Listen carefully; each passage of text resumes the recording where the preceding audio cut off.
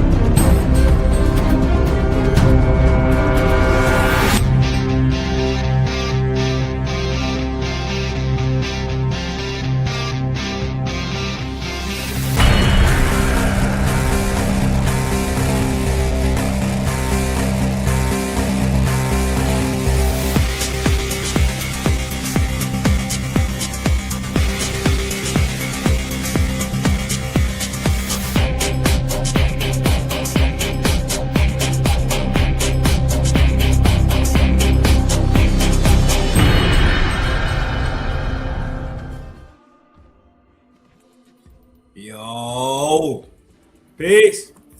Power prosperity to the village. The old and the newcomers, y'all already know it's a love thing from here to there. Have no fear. We in the town square where all is clean and all is fair. Y'all know we're here to talk about today. It's Friday the 13th. Y'all scary asses. Probably bundled up under the covers. Scary as fuck.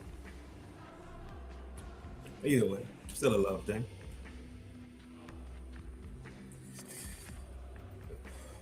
Only fee we charge here, just hitting them buttons. That's it. That's the only fee. That's the only fee we ask for around here, dog. Other than that, chill, be respectful, attack the argument, don't attack the person with ad hominems and all that crazy stuff. I do that. Y'all be nice to each other. You hear me? Messy, what's up, guys? What's up? See y'all pouring into the town square. Yo, I keep trying to tell y'all, that ain't y'all place, bro. Y'all don't belong in there. Get out of there. You merely adopted the dark. I was born in it, molded by it. Shout out to the Shadow Watchers. Peace. Hope all is well to y'all too. This feeling is how I feel every day. I feel like this every single day, bro. Just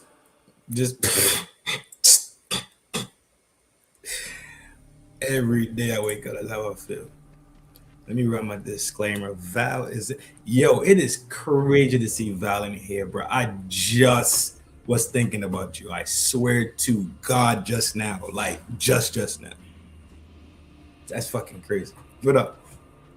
Big call for stepping through. Y'all already know what it is. Y'all know what it is. Hit them buttons on the way in. Let me run my disclaimer real quick, and we in here.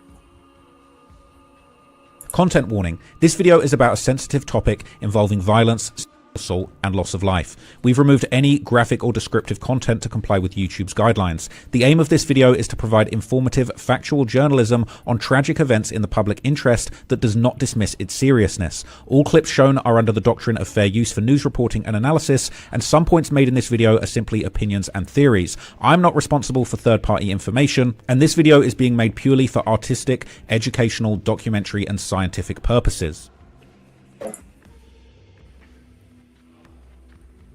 This nigga's scared.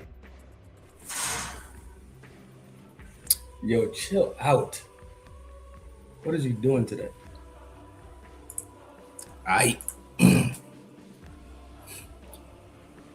This motherfucker, this long head, big eared, monkey looking motherfucker might be gone, son. He might actually be gone. I ain't bullshitting.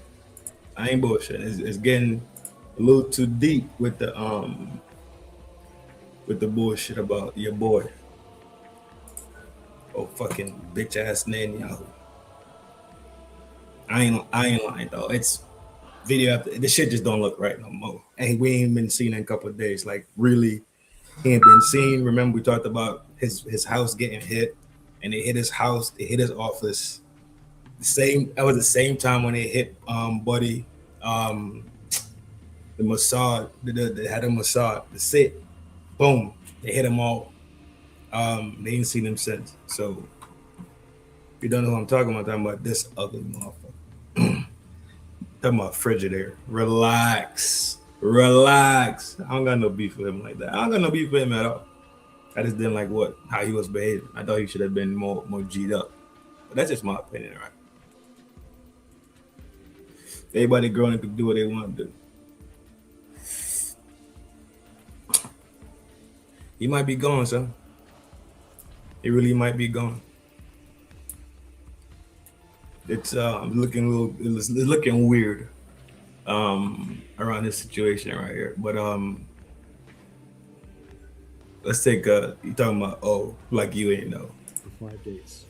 Iran claims they struck his office and his fate is unclear. Israel says it's fake news, but won't show proof. And today, Trump's two closest Middle East advisors just canceled their emergency flight to Tel Aviv with no explanation. On March 2nd, Iran's Islamic Revolutionary Guard Corps made a formal statement. They announced that Khyber-Shikan ballistic missiles had targeted two specific addresses in Israel. The first was Netanyahu's official office. The second was the home of the Israeli Air Force commander. The IRGC then added a phrase that traveled around the world at the speed of social media. Netanyahu's fate was unclear. Israel's prime minister's office responded the same day. They called the claims fake news. The statement was brief, categorical, and contained no visual proof, no press conference, no video, just words on a page. In normal times, that would have ended the story. These are not normal times. Israel has been operating under strict wartime media restrictions since February 28th, creating an information vacuum where every unanswered question becomes its own kind of answer. And in strategic ambiguity like this, the absence of proof can be as powerful as its presence. For the 4 to 5 days following the IRGC's strike claim, Netanyahu did not appear on live video. Israeli media reported that he visited the Beit Shemesh missile shelter site on March 6th, the site where 9 people were killed inside a bomb shelter that was supposed to protect them. His office published a written statement on March 7th. But the absence of sustained, verifiable, time-stamped public appearances across those critical early days kept the speculation alive globally. Then came the development that changed the calculation again. Today, March 10th, Trump's two most senior Middle East envoys were scheduled to fly to Israel for direct meetings with Netanyahu. Steve Witkoff, Trump's special representative, and Jared Kushner, presidential advisor. These were not routine diplomatic visits. Witkoff has been Trump's primary back channel across every major regional negotiation. Gaza ceasefires, hostage releases, the indirect Iran talks in Oman and Geneva before the war began. Kushner helped architect the Abraham Accords. Both men have visited Israel during active conflicts before, neither canceled until now. Channel 12. Israel broke the story. The Jerusalem Post confirmed it from separate sources. Both Witkoff and Kushner called off the trip. No official reason was provided. No rescheduled date was announced. The timing made the cancellation land harder than it otherwise would have. 4 days earlier, The Jerusalem Post had already reported a significant fracture between Washington and Tel Aviv, the first confirmed public disagreement between the two governments since the war began. U.S. officials told the Post they were caught off guard by the scale of Israeli strikes on Iranian oil infrastructure. Israel had warned the U.S. that oil facilities would be targeted. What Israel did not disclose was how extensive the strikes would be. When oil prices crossed $120 per barrel last week, Washington...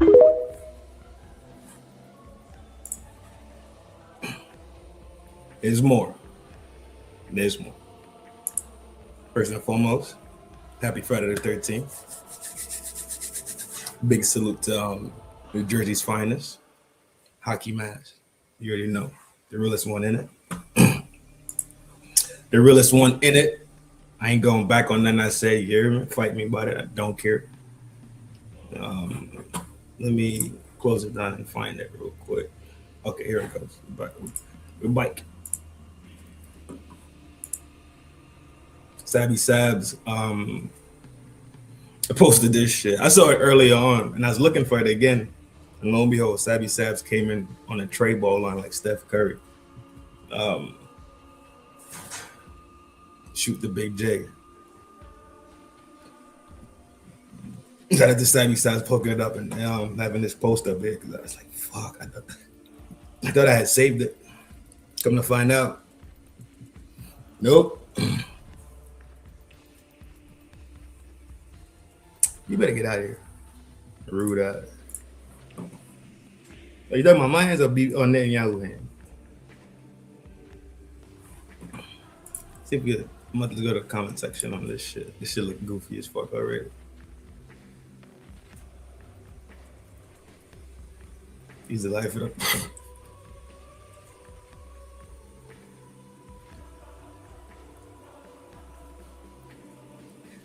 I was thinking this fool was hiding out in Germany or the US.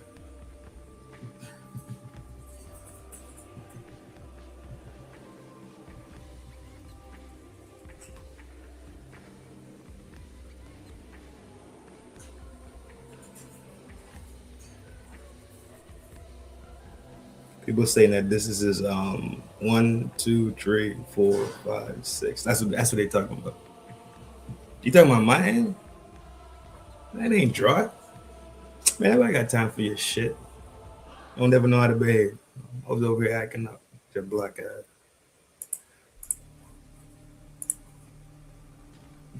This picture is crazy, bro. This is a wild ass picture.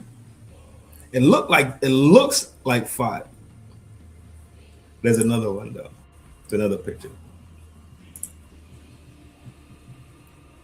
Do not. The more you give into it, is the more they try to keep going with the bullshit. Stop encouraging her. השגנו הישגים עצומים, הישגים שמשנים את מאזן הכוחות במזרח התיכון וגם מעבר לו. ההישגים הללו מבססים את מעמדה של ישראל כמעצמה חזקה מאי פעם. והשינוי הדרמטי הזה בכוח שלנו מול הכוח של אויבינו הוא המפתח להבטחת קיומנו. איומים עולים ואיומים יורדים. אבל כשאנחנו הופכים למעצמה אזורית ובתחומים מסוימים למעצמה עולמית, יש בכוחנו להרחיק מעלינו סכנות All it takes is one person to start the fuckery. And look how much people, y'all ain't shit for real. What I'm using for, Val, is lotion. He do sound like that. Word up. Yeah, I can't stand him, bro. I can't stand him. Can't. You got this goofy shit going on right here. But that's it, bro. The word on the street, that boy out of here. They got him out of here. Got him out of here, though. I can't stand him.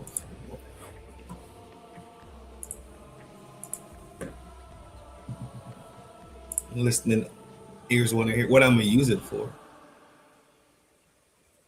This lotion. What are you supposed to use lotion for? Your skin. I'm used to it on my skin. I don't see what's so crazy about this. You want to talk about the other stuff? One, that's for freak pod, and for two, for that freaky shit that you're trying to hint at the use of oil for that fucking pervert.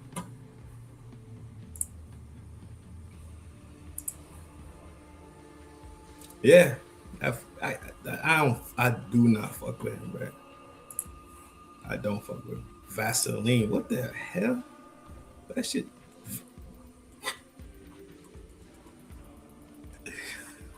All right, boom. That was it. I did have to update the people, bro. Shit looking wonky right now. It ain't looking too stable over there for old bitch ass BB.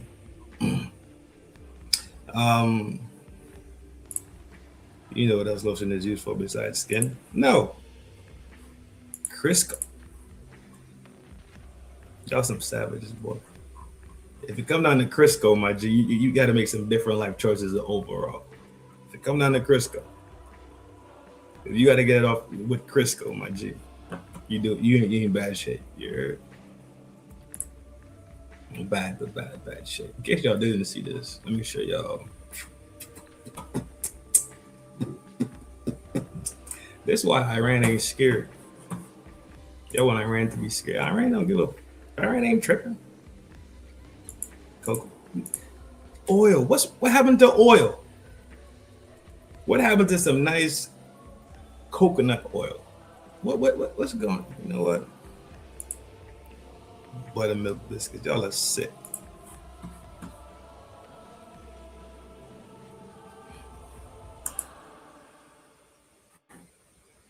That platoon. Who are you? Who are we? We are that platoon. Who are you? Who are we? We are that platoon. Yeah, we might be fucked. I don't send it to the front line. See what they can do there. Who are you? Who are we? We are that. They're not worried, son. Iran ain't tripping, son. Iran is not tripping when you see shit like that. You think Iran worried?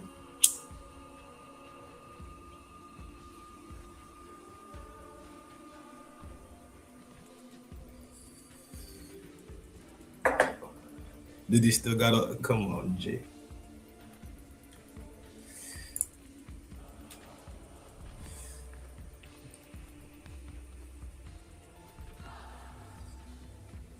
Call out looking for them joints here. Relax. Go on the other branch. What's wrong with you?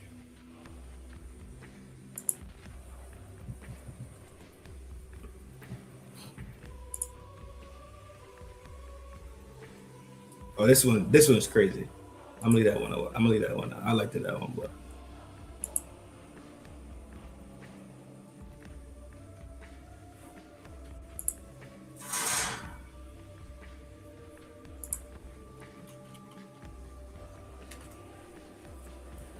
facts, G. Big M Love in the town square. Yo.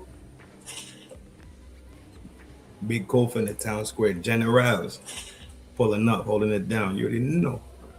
They ain't acting up, generals. Keep your eyes out, you hear me? They are willingly ready to yeah, son. So it's like they trying to start a freak pod. We got war pod going on right now. We got war update going on. Operation Epic Fury updates, aka Epstein Fury. Y'all want to have freak pod? What's wrong with them, son? No behavior. No. Stop being mean to bro.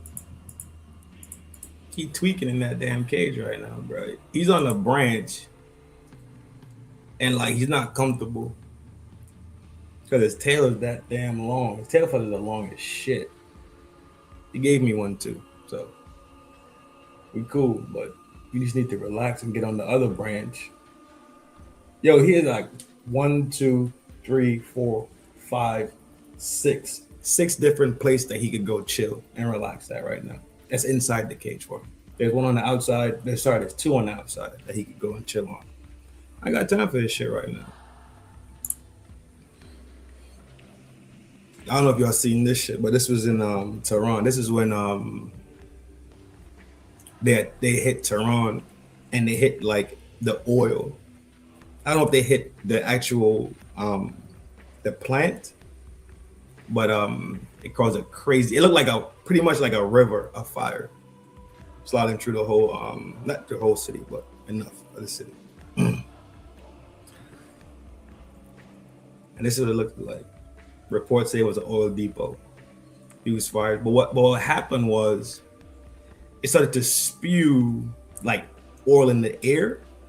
So it was raining like droplets of like slick oil. That shit is crazy, bro. Like slick oil was pretty much raining from the sky a little bit, like droplets of it. People inhaling that, like people were inhaling it. It's getting on their skin, et cetera, et cetera. So that's where you start hearing about war crimes, right? And how some of these attacks look desperate. How some of these attacks are crimes against humanity, pretty much, because you're not hitting military infrastructures, right? You hitting, especially when it came down to that hospital. I don't know if I showed you that one, but not the hospital. Sorry, they were hospitals, so that's why that came up also. But it was the school that housed. It was last Saturday. The school that had all those girls in there, because girls go to school separately, and it was, I can't remember the exact number, but it was like girls that were younger, so they were like, I want to say maybe between 5 and 7 to like maybe like 10 to like 12. They were in that range. It's a bunch of them, like. It was crazy. The rubble, they were pulling out backpacks, bro, out of the rubble. Now you're wondering why it's on Saturday, because that's the first day of the school week over there. So that's why all those kids were inside the school. Those girls. It's kids wild, bro. And we know war is brutal. But it comes off different when it's more intentionally done, that you hitting these points that are not military established sites, schools, hospitals, the oil depots. The oil depot you could probably make an excuse for, saying that you're trying to slow down their ability to feed their ships and the tanks and the air. You could make an excuse for that one. That's fine. Put that one to the side, right? But what excuse you're gonna make for the hospitals, right? There was a after an attack happened, there were first responders and rescue efforts going on.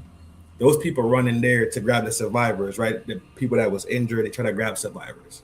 First thing you do is you grab the survivors. You don't grab the people that's already deceased, right? They kind of already spoken for. So the effort was to grab the people that was still clinging on to life. If they could be saved, we getting them. If they just had minor injuries, we getting them out of the region, getting them out the way, getting them out the attack vicinity. And while the rescuers went in, they got smoked. That's why you possibly hearing this conversation about war crimes and crimes against humanity. That's why you're probably hearing about it. That's why you're probably seeing all this pushback. Wherever you get your media from, right? It could be from the Twitter. I go to Twitter, I go to IG, and from there I move forward and do some background work, right? But war is just a nasty thing. First, you see what's in this surrounding area.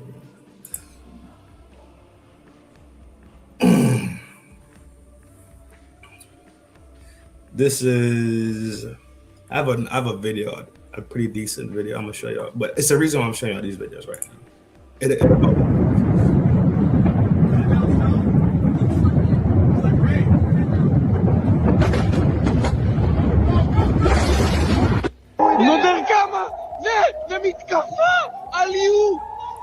View discretion advised, view discretion advised. Pound for pound, what we're doing, we're not showing people getting unalived, right? We're not showing any red rums. We're showing artillery in motion.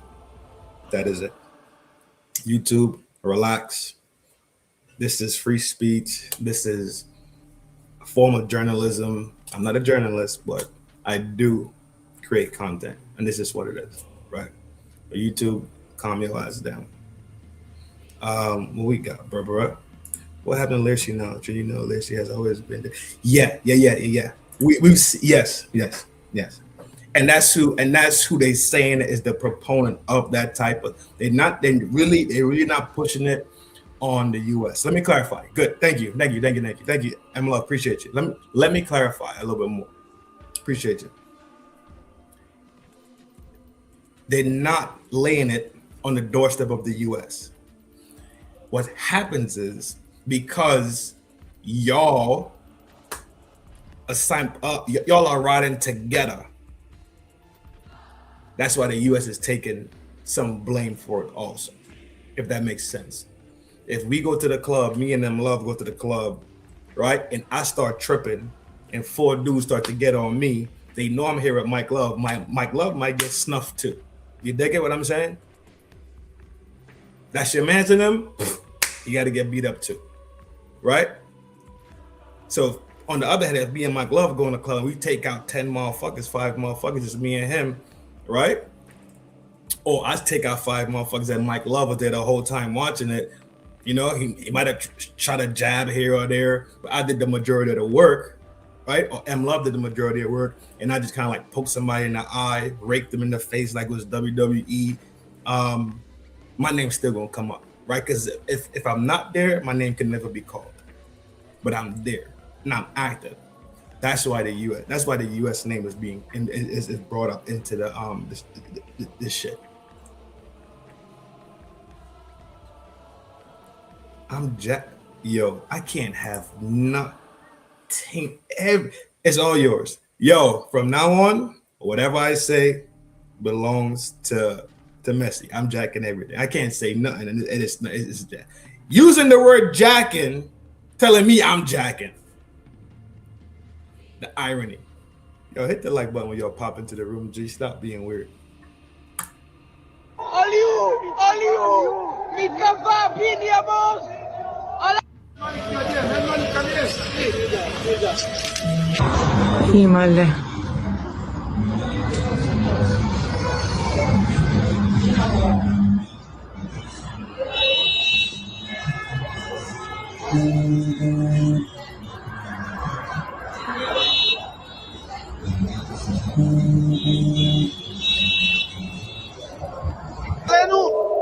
זה יורד, כושה הדודה שלהם, זה יורד לידי.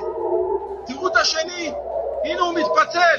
אחד יורד פוגע, והורדי הוא נופל בראשון. So this is what they was talking about with the great display in Barrage. I got that video coming up, so just stand by for that one. I'm showing these videos for a reason. I'm showing you these videos for a reason so you could see it's a difference in how things look. Things look differently, so that means they are different, right? If you the streaks from a rocket propel from the propeller, from whatever's propelling the rocket looks different.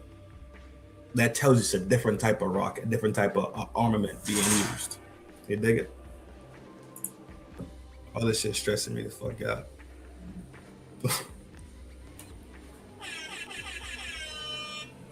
Oh, nigga gang.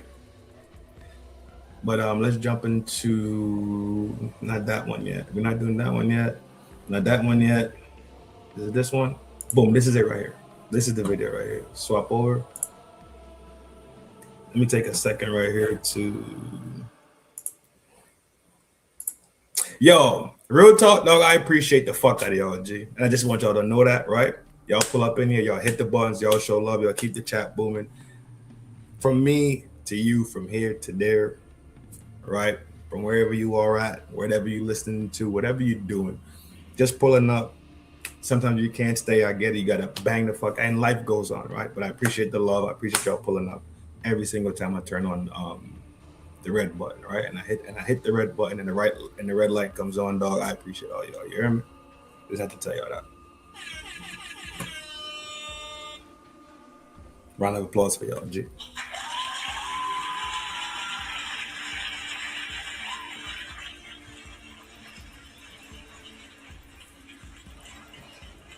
All right, that's enough. We bite. America's threats, Iran fired its hypersonic ballistic missiles, carrying over a ton of explosives, each directly at military targets across central Israel. Fatah missiles reaching Mach 15 on re-entry, and Khorram Shar ballistic missiles armed with cluster munitions broke through Israel's multi-layered missile defense network.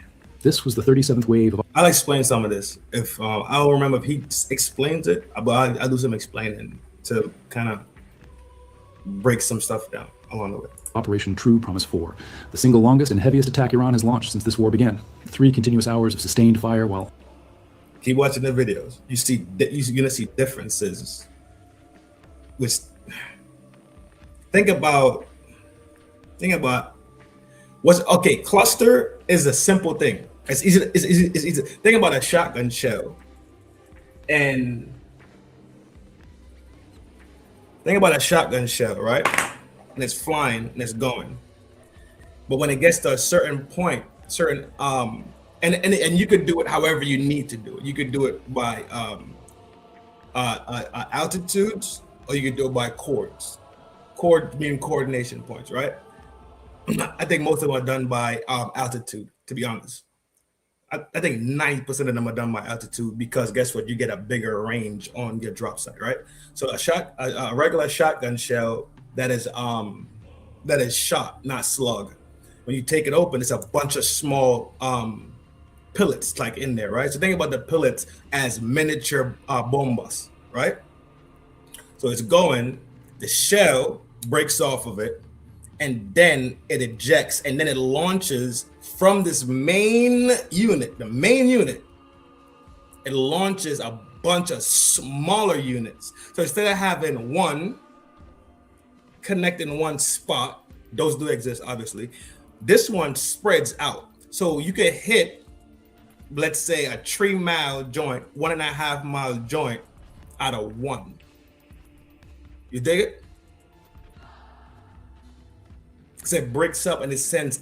It's like shot. How a shot works, right? It spreads out. That's pretty much what it is, as opposed to a regular non-GBU style AM. Well, not an AMG. It'd be a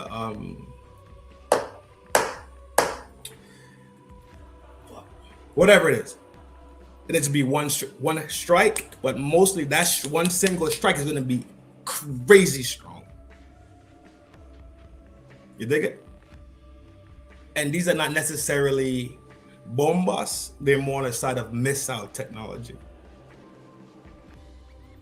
But that's all I'm saying.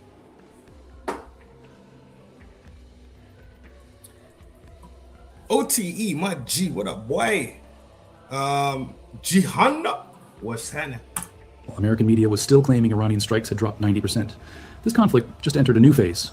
Over the next few minutes, you'll see what the Western media has been keeping from you and where Iran's new strategy is leading the war next. You see it? Here's what we know. Last night, on the 10th of March, Iran deployed every tier of its missile arsenal simultaneously. The Khorram Shar carries between 1,500 and 1,800 kilograms of explosives. It traces its lineage to North Korean Hwasong-10 technology transferred in the 2000s and uses hypergolic liquid fuel, meaning it can sit loaded on a launcher for extended periods ready to fire within 12 to 15 minutes. That matters because it shrinks the window for preemptive strikes to almost nothing. The Fatah 1 uses a maneuverable re-entry vehicle that shifts course during its terminal descent. Iran claims the Fatah 2 goes further, carrying a hypersonic glide vehicle that adjusts trajectory during mid-course flight. Both are designed to arrive faster and less predictably than anything Israel's defense systems were built to track. And earlier that same day, waves 35 and 36 had already mixed in the K-Bar Shekin, the Qadr, and the Imad. That is not one weapon getting through. That is 5 different missile systems fired in overlapping waves across a single 12-hour period, each one calibrated to stress a different layer of the defense network. Before we continue, thanks a lot for tuning in. Your support is what keeps this show going, and I appreciate you watching. As always, pleasure. Make sure to subscribe and like the video so I can keep bringing you these critical updates. Iran's new wave of attacks is not the behavior of an arsenal in collapse. That is a force demonstrating layered capability. The IRGC stated the 37th wave struck the Ha'ela Satellite Communication Center south of Tel Aviv for the second time in this conflict. Like I was saying earlier, the strikes that since the beginning of it, yes, there's been, yes, There's going to be casualties of war. I'm not taking anybody's side in any of this madness, right? But Iran specifically went at the base, and I think I explained this already. They went at the bases that were in that region that helped those forces infiltrate and run offense against them, right? So what they did was they went back, and on their attack, they started knocking out comms, radars, SATs. Why? Because the anti-defense missile system was very much attached to those things, feeding the anti-missile systems information. So if they can't really, it's like fighting with one eye closed.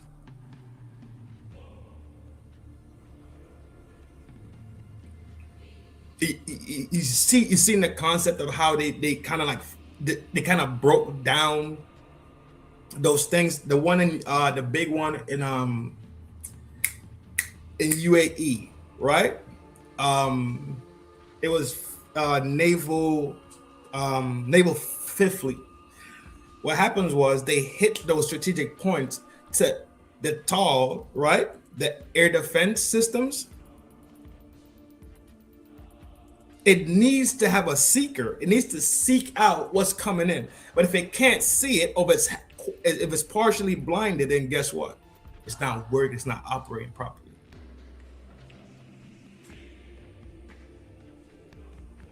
You dig it? I'm trying to make this as simple as possible, though, because people hear things and not really comprehend them all the time. And I have a extensive knowledge in this type of crazy shit, right? Because of my contracts. They also reported hitting military positions in Be'er Yaakov near Tel Aviv, targets in West Jerusalem and Haifa, American positions in Erbil in Iraqi Kurdistan, and the U.S. Navy's Fifth Fleet headquarters in Bahrain. Iran additionally claimed it targeted the USS Abraham Lincoln carrier and an American destroyer in the Indian Ocean. Those claims remain unverified by independent sources. What is verified? That motherfucker's a monster, dog. Yo, one of these could put a country in a bad situation, dog. One of these can make a country really not exist anymore, for real. They dropping what? They dropping that. Dog. Yo, you know, Kofi. You know the original title for this show was "How Strapped Is Iran?" I swear it down. That's my original fucking title for the show. My original title for this show was this right here. Where did it go?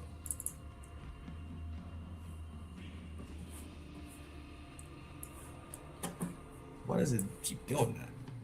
I'm gonna punch this computer. I swear I'm gonna punch this computer, dog.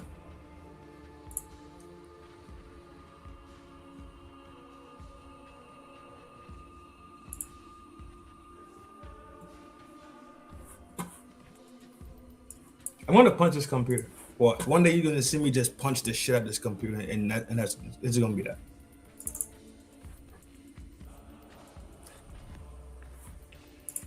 Yo, this is my original, the absolute original title for the show.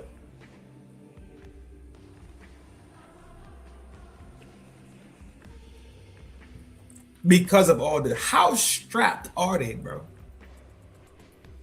If they went through this shit last year for the 12-day war last year,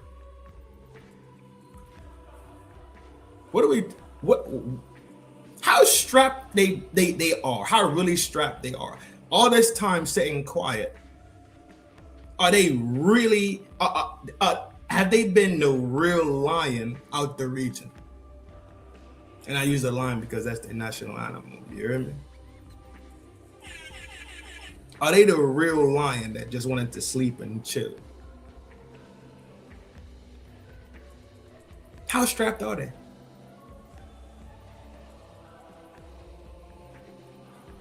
Are they so strapped, they staring at Israel, Lirsi,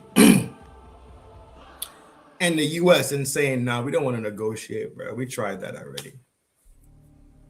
That's the word on the street. The word on the street that they don't want no negotiation. The word on the street that Mojtaba, Khamenei's son, ain't trying to hear none of that shit. No, he said he's not his daddy, bro. He said, that is my daddy. Yep, but I ain't him, son. My sister, you knocked her off. My niece knocked her off. Possibly his mom. I don't know if it was his mom directly. Sources saying it is his mom. Cool. Knocked her off. My daddy knocked him off. He's saying, I'm not him, son. He's saying, calm that shit down. He's saying, calm that shit down. No, not me, not I.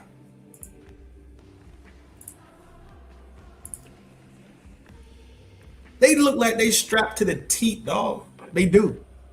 We got to start being honest about this shit, dog. All this tough shit, all this conquest shit. We got to start being fucking honest. We have to, dog. What's up, Red? You already know I'm over there tonight. We wailing over there. Verified is what the IDF confirmed from its own end, and that confirmation is what changes the entire picture. On March the 10th, the Israeli Defense Forces held a press briefing and disclosed something that reframes this entire conflict. Approximately 50% of all ballistic missiles launched by Iran at Israel since February the 28th carried cluster bomb warheads, not conventional unitary warheads, cluster munitions, weapons that do not detonate as a single explosion. Instead, they released dozens of smaller submunitions, each packed with several kilograms of explosives, scattering across a radius of up to 10 kilometers. The IDF stated Iran has been firing cluster-armed missiles at Israel almost daily since the war started. The Foundation for Defense of Democracies confirmed this in an analysis published on March the 11th, noting that with Iran's launcher fleet being degraded by strikes, the shift to cluster warheads is a deliberate adaptation to extract maximum damage from each individual missile that gets through. Most people assume interception means the threat is neutralized. In reality, cluster munitions break that logic entirely. Israel's Arrow system, David's Sling, the Iron Dome, they are all engineered to track and destroy a single re-entry vehicle on a calculable arc. A cluster warhead is designed to fragment. If the interceptor reaches the missile before it disperses, the threat is contained. But if the warhead separates at altitude, which is what these weapons are designed to do, the submunitions scatter across kilometers before any interceptor can engage them individually. One missile becomes dozens of independent projectiles. And there's a second problem that rarely gets discussed. Even when a cluster-armed missile is intercepted, the force of the interception can still rupture the casing and spread the bomblets outward. The defense system operates on binary math. Hit or miss. Cluster ordnance operates on distribution. One warhead, 20 to 24 bomblets, and a 5-mile radius of dispersal. The evidence on the ground confirms this. In Yehud, just outside Tel Aviv, 2 construction workers were killed and a third critically wounded by submunitions from a single cluster-armed missile. They were outdoors. They never reached a shelter. First responders near Beit Shemesh described arriving at multiple overlapping blast scenes only meters apart, treating casualties simultaneously across a scattered impact zone. More than 100 countries have signed the Convention on Cluster Munitions, banning these weapons because of their indiscriminate nature and the unexploded ordnance they leave behind for years. Iran is not a signatory. Neither is Israel. Neither is the United States. Stay with me, because the interception problem is only one dimension. The second is what Iran has been doing to the systems that are supposed to make interception. Okay, this is where my brain was getting twisted at. These things are leaving land sites. So it's leaving a land site, going up atmosphere and coming back to a land site. So it's missile technology. When you have bombas technology, it's leaving an air site. So it's leaving an aircraft. You understand what I'm saying? So this becomes air to surface, air to ground. It's a different. It is a difference, but the outcome is the same. Bigger range is hit. A bigger range is taking a beating versus a regular unified. Like I think it's called I think you just said it. Unified, a united, whatever the fuck it's called. That's either way, right? Ground to ground, surface to surface, or even if it's on a plane, it'll be air to ground still. But the difference is how does it get there?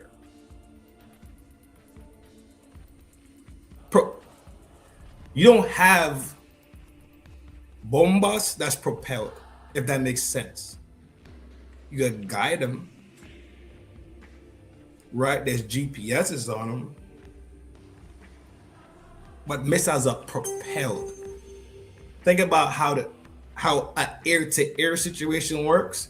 They're not air-to-airing with bombas. They air-to-air with missile tech. I hope I explained that, G. I hope I did. Impossible in the first place. On March the 11th, the New York Times published an analysis based on commercial satellite imagery, verified video footage, and official statements. That analysis identified at least 17 American military and other facilities damaged by Iranian strikes across the Gulf region. 11 of those are U.S. military installations. The sites include Al Udeid Air Base in Qatar, Ali Al Salam Air Base and Camp Waring in Kuwait, and the 5th Fleet headquarters in Bahrain. Several were struck more than once. Satellite images show damage to domes, satellite dishes, and structures adjacent to THAAD AN/TPY, 2 radar systems, the tracking radars that coordinate ballistic missile interception across the entire region. Near Al Ruwais in the United Arab Emirates, satellite imagery captured structural damage immediately adjacent to where an AN/TPY2 system was positioned. If damage affected radar support or communications, it could have reduced detection and coordination. You get it? We're pretty much saying the same thing at this point, right? So that's the global military update. Big salute to you, G. You make good content, right? You doing your thing over there. Appreciate the work. Keep balling like a dog. Well, it's some things in this theater, but it's called a theater, right? In this theater of warfare that we have to address. And we're walking into the part where how does Iran look so strong? How does Iran put up such a great defense, and how they push? It's going 2 ways at the same time. They taking hits, but they laying shit down at the same time, right? And when you think about how Learcy has been conducting themselves, they conduct themselves like big dogs. All right, I'm locking. And the U.S. has always been known to be the armed war dogs of the whole plane. This whole world that we live in, who's the war dogs? Who you gonna call? USA. Right? That's who you're gonna call. If y'all allies, that's who you're gonna call. NATO relies a lot on them. Let's be real. A lot of countries don't budge till USA budge. Lie to yourself if you want to. I don't care. You gotta lay down with yourself at the end of the night. A lot of countries won't budge to anything until USA put their flag in the ground, start putting ships in the water, planes in the sky, troops on ground, getting real motherfucking serious. You hear me? Go for hold it down, G. I hope your fasting is going well, bro. I hope your fasting is going proper. I hope you getting what. I hope you receiving the gifts and the blessings and the strength that comes from this journey that you're going through, my G. Peace, one love, always. You know what it is, my boy. And anybody else who's going through Ramadan and fasting and getting right. I support all of it. More power to you, and I hope it's working out for you too, and you receiving your blessings, right, and your information and your knowledges at the same time. We have to comprehend what type of war is being fought, and that's what we're about to get into. This is going to answer your question, Libra. This is going to answer the question. So put on your socks. Sit down, get your little bevy, right? Tell my dog I say what up. You hear me? If he playing Call of Duty, tell him hold it down. Get proper, get real right.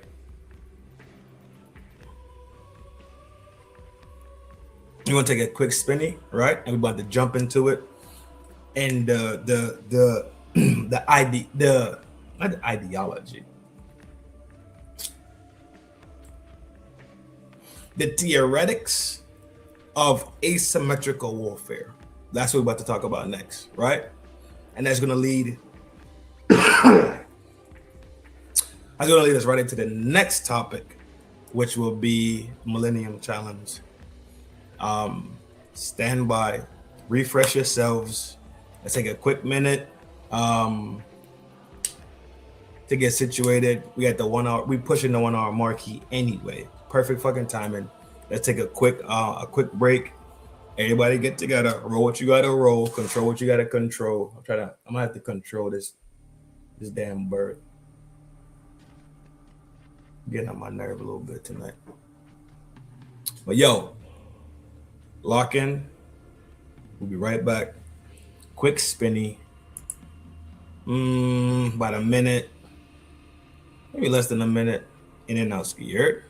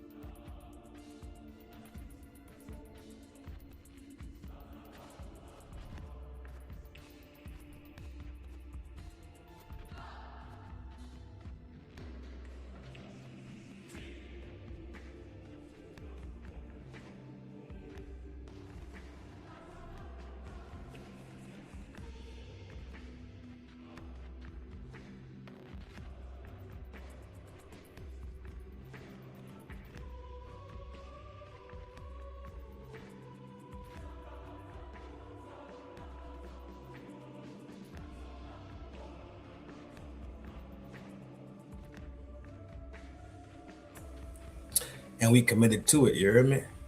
Everybody who stayed, shout out, man. Y'all committed to doing good shit in life. Y'all committed to learning and getting better, dog. Just like me, right? I commit myself to growth. That's it. I commit myself to trying, giving it the good old, getting to the plate and swinging the bat. And let's talk about this shit, man. We have to talk about it.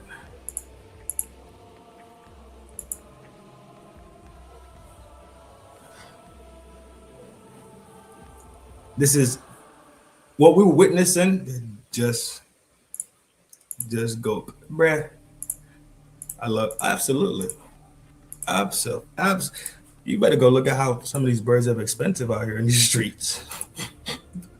Birds ain't cheap.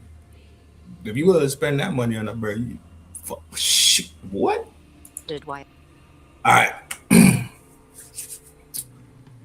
So I'm gonna just go. Like I'm sitting down. Nah, I go take a piss. I'm a grown ass man, you hear me?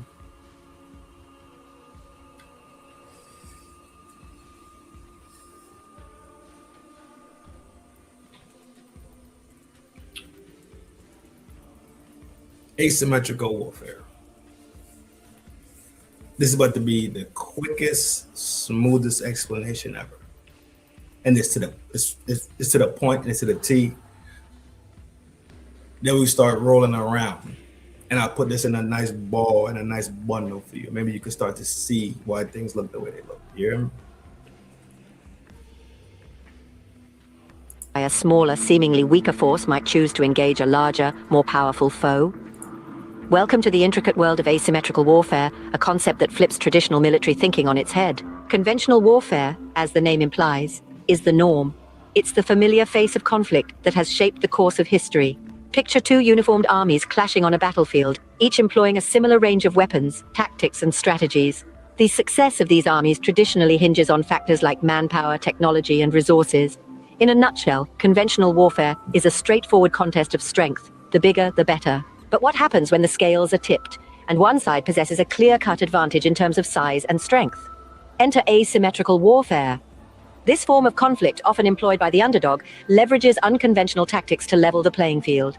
It's not about meeting force with equal force. It's about exploiting the enemy's weaknesses while maximizing your own strengths. Asymmetrical warfare is the domain of the guerrilla fighter, the insurgent, the cyber hacker. It's a game of hide and seek, a contest of wits rather than brute force. Here, success is not measured by territory gained or enemies slain, but by the ability to disrupt, to destabilize, and to demoralize the enemy. The strengths of asymmetrical warfare lie in its unpredictability and adaptability. It forces the larger, more conventional force to fight on unfamiliar terrain, both literally and figuratively. It's the nimble boxer dancing around the heavyweight, jabbing and weaving, always staying one step ahead. Yet, for all its advantages, asymmetrical warfare comes with its own set of challenges. It requires a deep understanding of the enemy, a willingness to take risks, and the patience to play the long game. It's not a quick fix or a shortcut to victory, but a strategic choice that demands resilience and cunning. In essence, the difference between conventional and asymmetrical warfare is a matter of perspective. Conventional warfare is a head-on clash of powers, a contest of who has the bigger stick. Asymmetrical warfare, on the other hand, is a chess game where the underdog employs unconventional strategies to checkmate the king. To wrap it up, conventional warfare and asymmetrical warfare are two sides of the same coin, each with its unique strengths and weaknesses. Conventional warfare thrives on raw power and resources, while asymmetrical warfare capitalizes on unpredictability and adaptability. Regardless of the approach, the ultimate goal remains the same: to achieve strategic objectives and secure victory. But remember, the path to victory is never a straight line, especially in the complex landscape of modern warfare.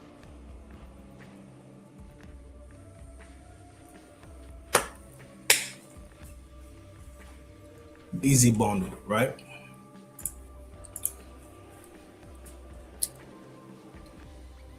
If you look at Hannibal Barca, go back and if you get a chance to, right, whenever you get some free time, look up a warlord called Hannibal Barca. His approach to war was extremely different. It was different. He used land and terrain to his advantage points, and he wouldn't have to be there long, right?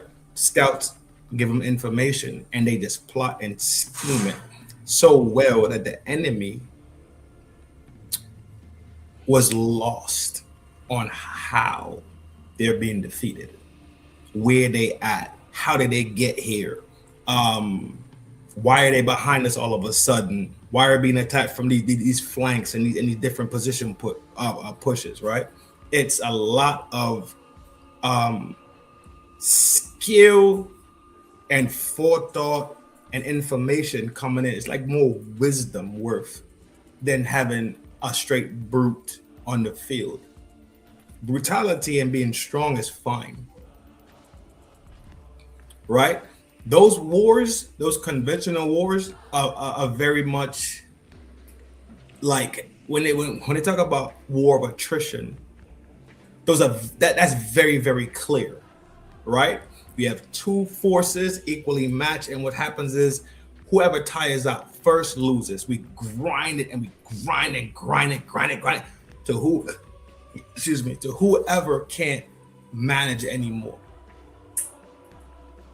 That's what attrition is. Wars of attrition is just you beating down the enemy's forces, so you win. In this format, it's more of, like, I guess you said it plainly, it's more of a chess game. It's more angling, it's more preparation, it's more using what you have on your side in your advantage. Because at the end of the day, you are the smaller person in the conflict. You are the smaller party in the conflict. Just like the example earlier with me and M Love. If me and M Love know for a fact that we stand in the middle of the dance floor, we smoked, what me and M Love might do is go back to back, right? And then we get a 360 view for real. Or what we might do is put our backs towards the wall so we see everything move in that direction, right? We using the terrain around us to get the most bang for our buck. It's not necessarily that we're taking out all 10 or all 5 guys. But what we're doing is we still walking out the club instead of getting slung at the club by the EMTs, right? And dollars staring at you in your face, trying to put that little plastic thing over you talking about, are you okay? Trying to give you smelling salts. And Messi over there in the background talking shit. I told him to stay their fucking black ass home. Right? We get to walk out the club the same way we walked in. Because we took what we had amongst us and use that to our advantage. Simple and plain. In that aspect. But in a greater sense, obviously, our war is real greater. We're about to talk about another part and another piece of the puzzle. And I think I'll close out tonight when we talk about the mind technology and the Horn of Humas and all that stuff. So let's go to this one. Let's talk about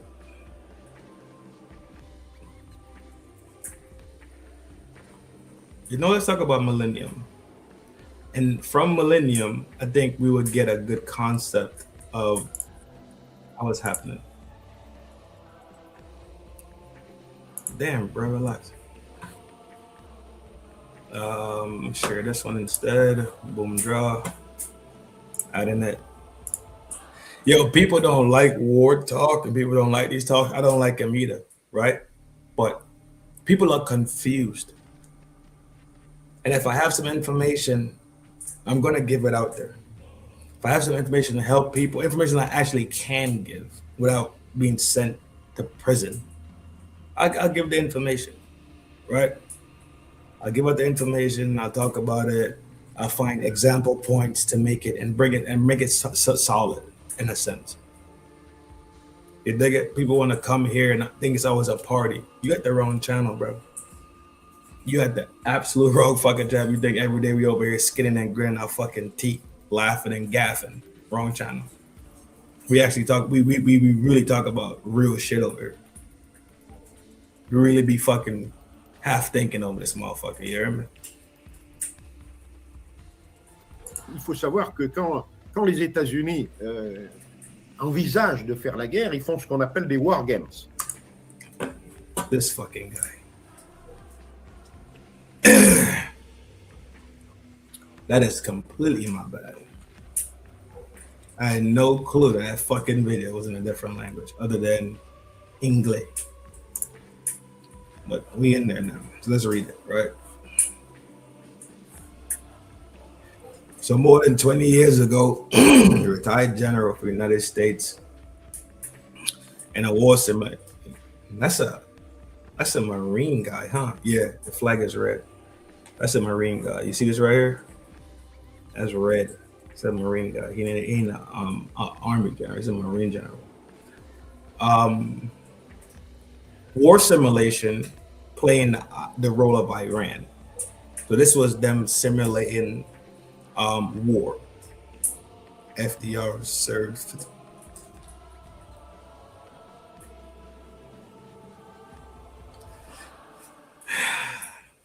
In 2022, during the Millennium Challenge exercise, a military exercise, retired Marine Corps General Paul Van Ripper was placed at the head of the opposing force, which represented Iran.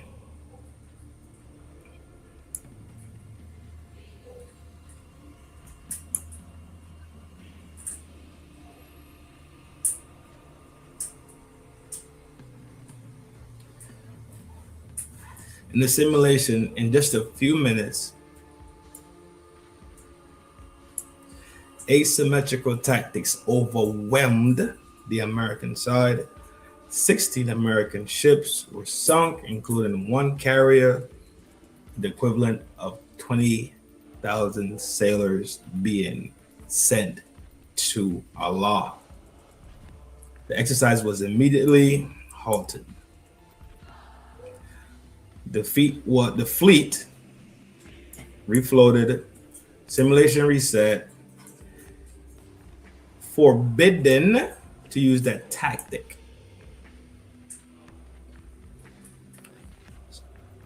So he defeated them. And then what happened was reset. Just like laser tag, right? You smoke out the other team, you go back to your hubs, y'all win, they put your little one on the board, right?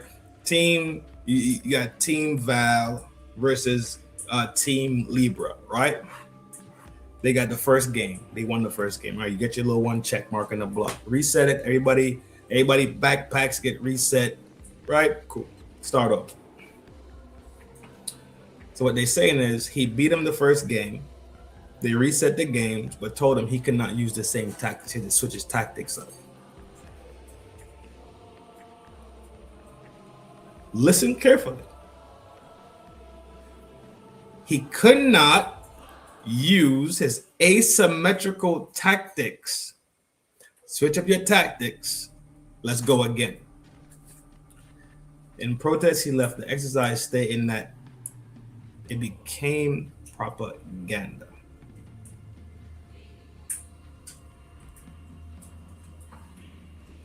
Listen. You have to. You have to. I say this shit all the time. If you have the ability to have the first thought, you should have the ability to have the second thought.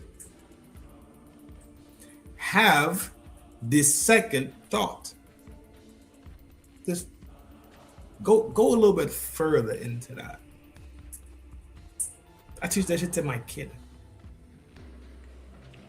I teach that shit to my daughter. Have the second thought.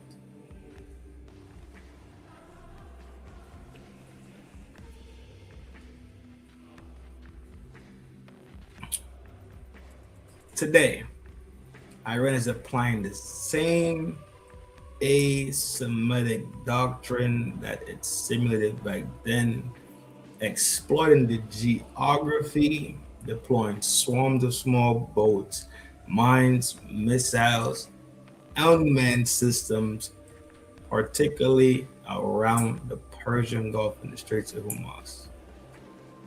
This lesson was shared more than 20 years ago.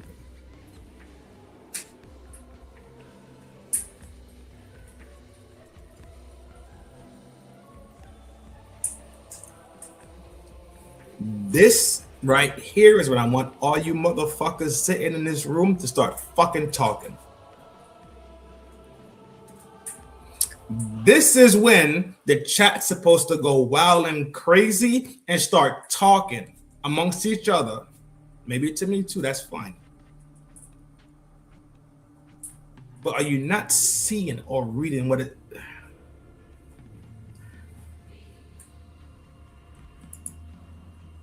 This was not the unknown. This was something that was already known because they simulated it already. Get out of here, buddy. I don't like you no more. You non-English speaking motherfucker.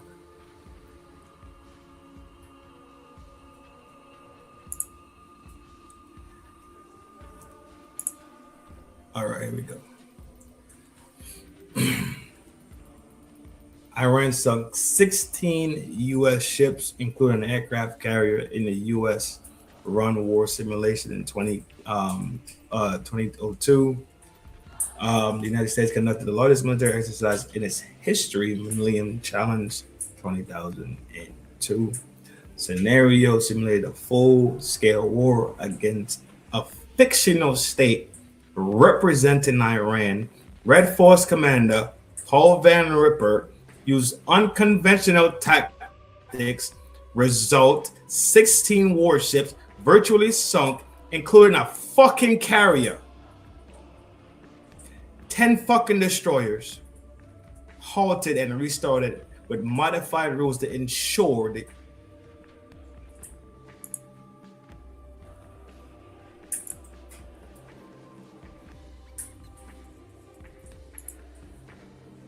and y'all still fucking quiet.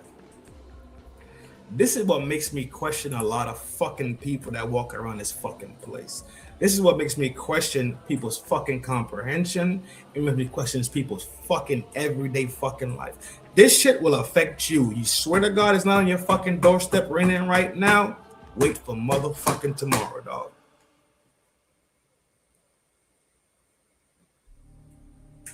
Wait.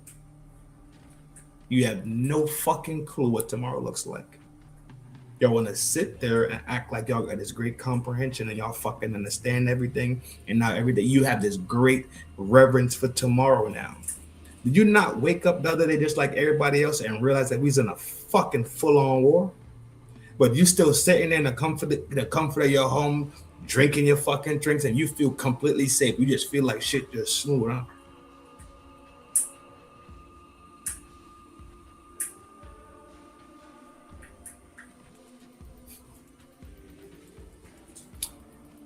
More power to y'all, dog. Do what the fuck you want to do. Ball like a dog, like I say. Where is it? Where is it? Where did I stash that? I stashed it. None of that's the one for last. What is this one? Did that one. I have a couple more videos and then we rolling out for the night because I got a whole nother event going on tonight with the homie Red. And apparently she got somebody else coming up there and I ain't jacking it. I ain't fucking jacking it, but it ain't my show, it ain't my channel, all right? It's a humble guest. This is it right here.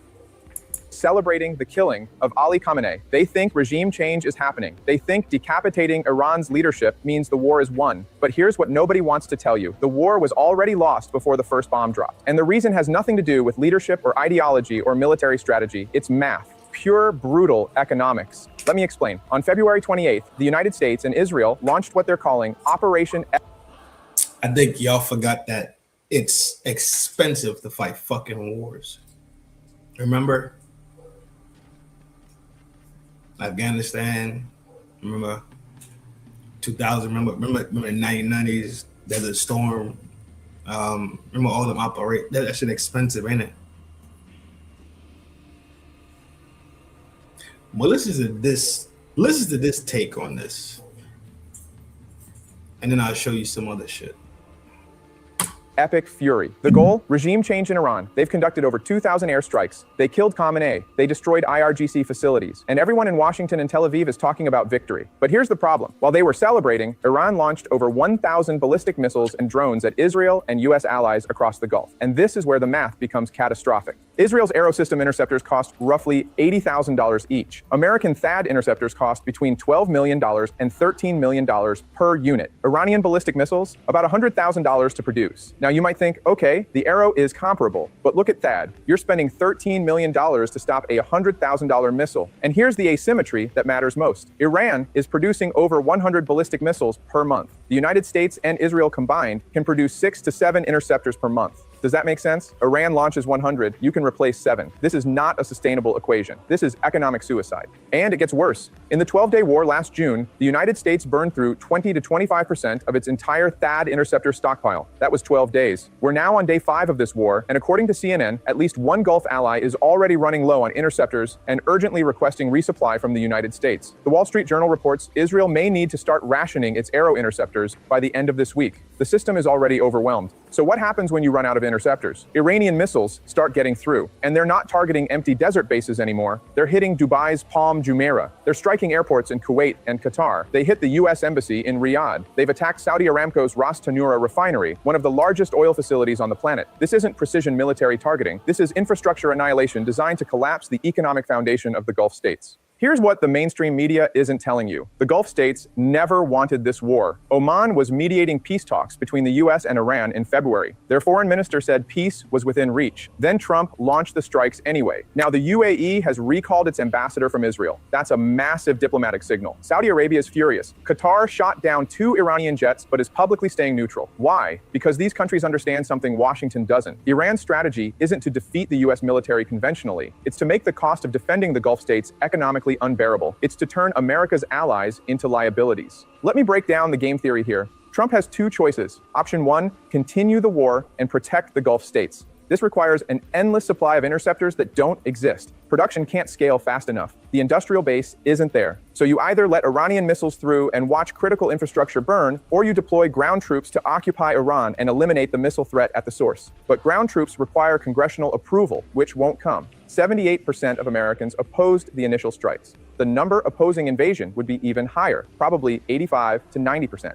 Option 2, withdraw. Declare some kind of victory, blame the Gulf states for not fighting hard enough, and pull out. Trump already started setting this up. On March 1st, he said the operation would be completed within 4 weeks. That's not confidence. That's setting a timeline for withdrawal. That's preparing the American public for retreat. Now, why did Trump do this in the first place if the math was always against him? Here's where personal incentives override national strategy. Saudi Arabia invested $2 billion in Jared Kushner's private equity fund. $2 billion. That's a bribe. In exchange for what? For Trump being aggressive against Iran. The Saudis want regime change. They see Iran as an existential threat to their power structure, so they're paying Trump to attack Iran. Miriam Adelson, a major pro-Israel billionaire, has pledged $250 million if Trump runs for a third term. These aren't campaign donations. These are payments for policy. Trump personally benefits from this war, even if America doesn't. He gets billions in financial support. He gets political backing for extending his power. And here's another benefit for Trump personally. If the war goes badly and he needs emergency powers, he can delay elections. He can consolidate executive authority. He can suppress opposition by calling them unpatriotic during wartime. So even if this war is a disaster for America, it might help Trump personally stay in power. Does that make sense? People don't want to believe this because it suggests leaders make decisions that harm their countries for personal gain. But this is exactly what happened in Iraq in 2003. George W. Bush ignored intelligence reports that said there were no weapons of mass destruction. He invaded anyway. Why? Ain't nobody got time for that. Not today.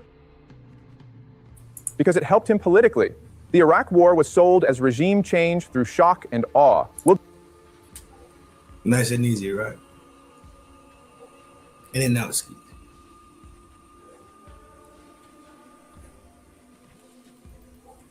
Simply based on economics, which I had a conversation last night with the homie about economic toll.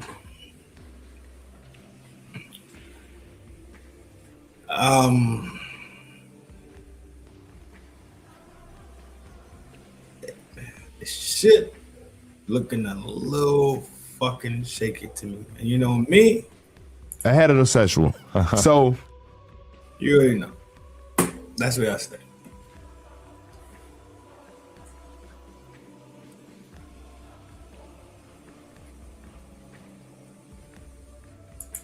Decapitate Saddam's regime, destroy his military in 3 weeks, and democracy will flourish. And we did decapitate the regime. We killed Saddam. We destroyed the Iraqi army in 21 days. Mission accomplished, right? Then we spent 20 years fighting an insurgency that cost $2 trillion and over 4,000 American lives. Because regime decapitation doesn't end wars. It just creates power vacuums that get filled by work.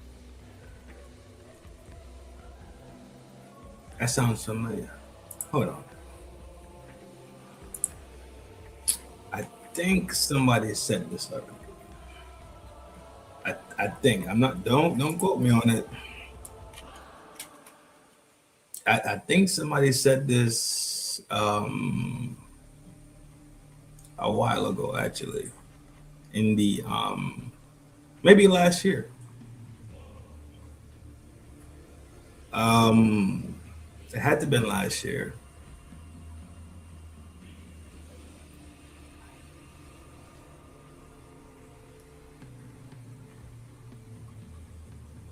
It had to have been last year.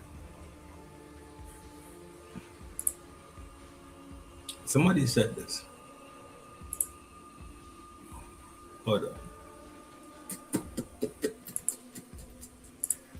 Give me 1 second. I have it. I don't know where I stashed it at. I'm torn between IG and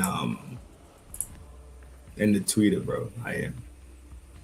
Let's keep listening in the meantime then, so I don't keep y'all staring at my long head. First actors. And that's exactly what's happening in Iran right now. Khamenei is dead, but the IRGC isn't. Iran's missile production facilities aren't. The revolutionary ideology that's been building for 40 years isn't. You can't bomb away a government structure that's been preparing for this exact war for 2 decades. Iran knew this was coming. They've been studying US military doctrine since 2003. They watched what happened in Iraq, Libya, Afghanistan. They learned that survival requires asymmetric capabilities that can't be destroyed by air power alone. And they built exactly that. Underground missile factories, distributed command and control, proxy forces across the region. You're not fighting a conventional military. You're fighting a distributed network designed specifically to survive American shock and awe. Here's the nightmare scenario that's already unfolding. The Gulf states are getting pounded by Iranian missiles. Their interceptor stockpiles are running dry. Their economies are collapsing because airspace is closed, airports are damaged, oil facilities are burning. Insurance rates for shipping in the Persian Gulf have tripled. Foreign investors are pulling out. The safe haven reputation of Dubai is destroyed. So the Gulf states are going to demand that the United States either pay Iran to stop, we're talking about trillions in reparations and reconstruction, or send ground troops to finish the job. Binary choice. Money or boots on the ground. And the United States can't do either. There's no political will for ground invasion. The American people won't support it. Congress won't authorize it. And there's no money for reparations because we are just going to take out the Ayatollah. Oh, really? What comes next? What comes after regime change? Might be, oh, well, we need a small number of U.S. troops to support the new regime. We have seen this play before. Regime change, you have no idea how this is going to work out. You have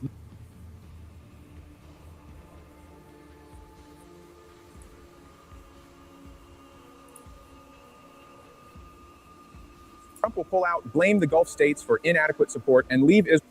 Ain't that crazy? Somebody said this a year ago. Some random person. A random guy. Israel to face Iran alone. And Israel can't win that fight. They can bomb Tehran, they can kill leaders, but they can't occupy Iran. They can't stop the missiles. And eventually the interceptor stockpiles run out. This is the end game. Now some people will say, but we have air superiority. Israeli jets are operating over Tehran in daylight. We've destroyed 40% of Iran's ballistic missile launchers. We control the skies. But air superiority doesn't matter if you can't stop the missiles that are already in the air. Y'all get it now? We're not going to talk about the landmines today. What we are going to talk about is the expenditure. Like he brought it up, right? His first take was economics. Then we close out and talk about something a little bit lighter. Still serious as fuck, but something a little bit on the lighter side of life. This Russian Caliber cruise missile costs around $1 million, while the American Tomahawk cruise missile cost about $2 million. Comparing with the Shahed 136, it is more or less a low-budget cruise missile with a reported price tag of just $10,000 to $20,000 dependent on variants, while the average price of cars here in America is around $40,000. When launched in swarms, these are a menace in this modern battlefield. But in this content, we will look at how this drone works, the moped engine behind it, and the basic step-by-step process of how this works. Again, this wouldn't be fair if the pros and cons are not analyzed and how they are being tackled. We will also look on how to counter the drones with old and new weapon systems. So let's get straight to the content.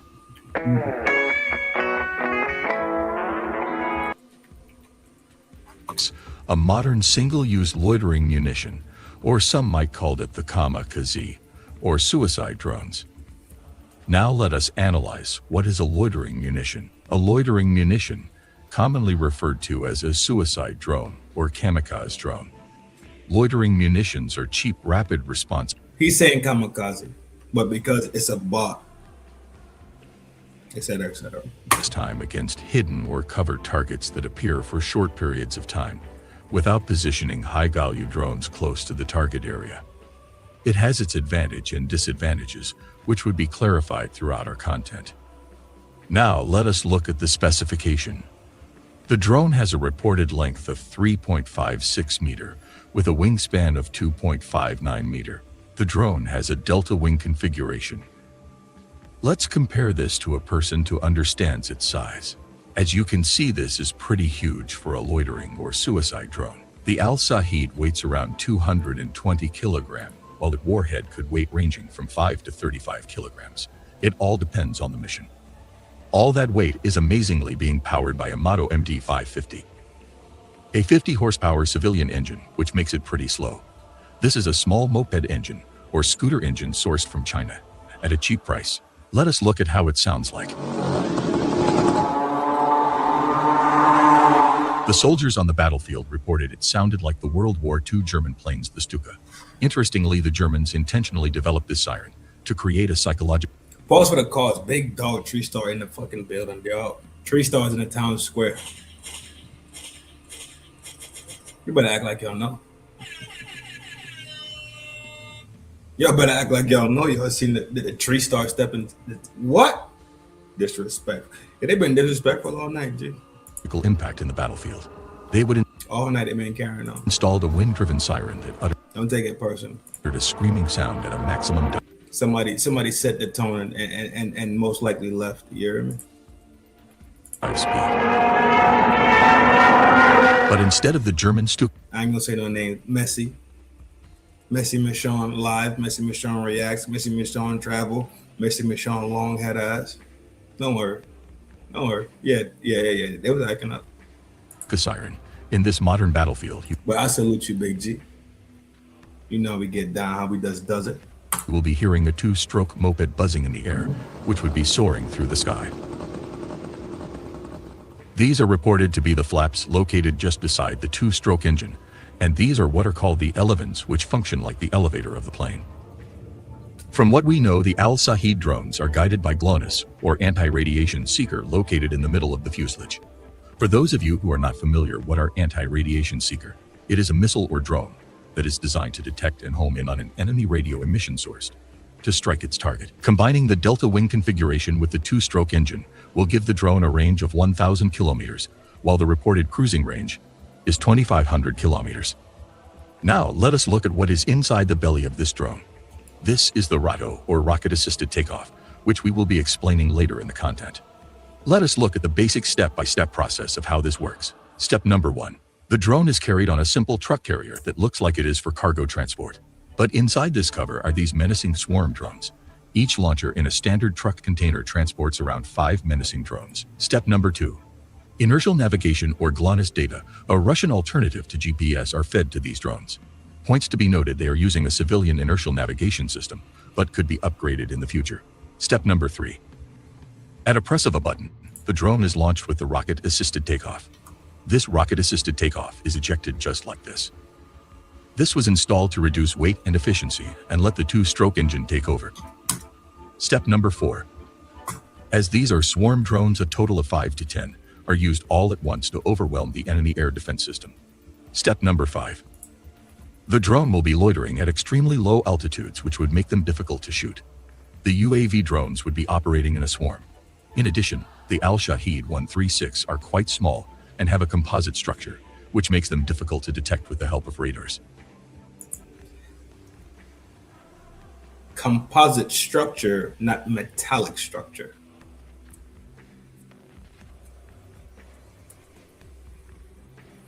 They don't carry a heat signal also. The heat signal is ran off of something, so it won't even register. We carry on. Step number 6. When it reached its targets, the drone will dive in with all 5 or just even 2 remaining drones, swarming in full speed to destroy the target. Now, let us look at its limitations. The precision of the drone terminal is derived from commercial inertial navigation system. If this is jammed or disabled or obstructed, both of these could stop the drone from getting to its target. As stated, this drone is flown at very low speed. This could be countered by the Javelin or even Stinger missiles, but the cost factor comes into play. The solution is the Gepard, which is an all-weather capable German self-propelled anti-aircraft gun with built-in radar. These could counter most of the Kamikaze drones at an effective range of 5.5 kilometers. Yeah. The second cheaper version is the Soviet Union anti-aircraft gun Zu-23 used by Ukraine. It was designed to engage low-flying targets at a range of 2.5 kilometers, which are battle-tested against these drones. Considering all these limitations, we have to remember these are swarms drones, operating in a group of 5. One drone could always get past the defense system, and thus create a dangerous weapon to the modern battlefield. At AI Tele, we produce basic engineering content regardless of countries or race. We appreciate you, dog. Quick explanation, in and out skis, you hear me? People keep looking at this thing in different ways. But the reality of it is, dog, it's only motherfuckers like me that really look into this shit for real and gather up onesies, twosies, and puts this shit together. Box it and put it out there. There's a lot of more cats doing it. It's a lot more people, right, working this angle. I'm not saying I'm the only one.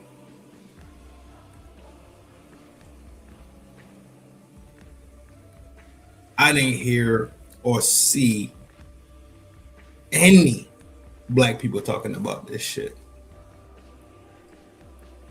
Like they're not affected. Tree Star solidified itself again as a numero uno supporter of this type of fucking content, this type of fucking information. All the time, G. Name goes back in the banner.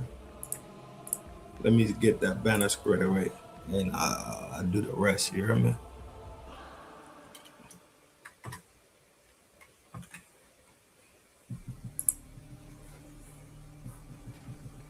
Boom draw. Tree Star is in the banner. Yo, if y'all got fingers left, put Tree Star in the chat. You hear me? My man, 100 grand.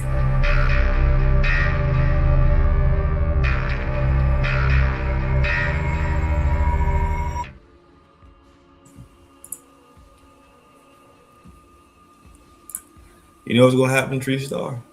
They're gonna sit there and complain, and they're gonna be act confused about why gas is high. I know we got some conflict going on, but I don't comprehend why gas is high. That's why you eliminate slow people from around you, G. We talked about this the other night when we was over there buying red. The people you bond with and how you bond with them tells a whole lot about you and yourself. You know, people enjoy being dumb. Being dumb makes them absolutely not accountable. Because once you know better, you charged by the universe to do better. You hear me? We can't get distracted by the tactics of the main co-ops that are using. Don't forget, the internet dependence. I'm getting started. It was shit in motion, dog. That motherfuckers don't even realize that Venezuela play was a prior play. Motherfuckers don't even know that is a draft in effect right now. The bill is already there. The bill is already up, signed, good to go, squared away. Draft, back to it.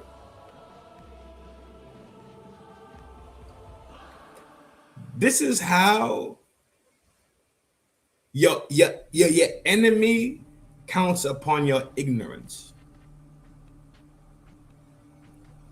This is why I had the fucking conversation about bread and circus.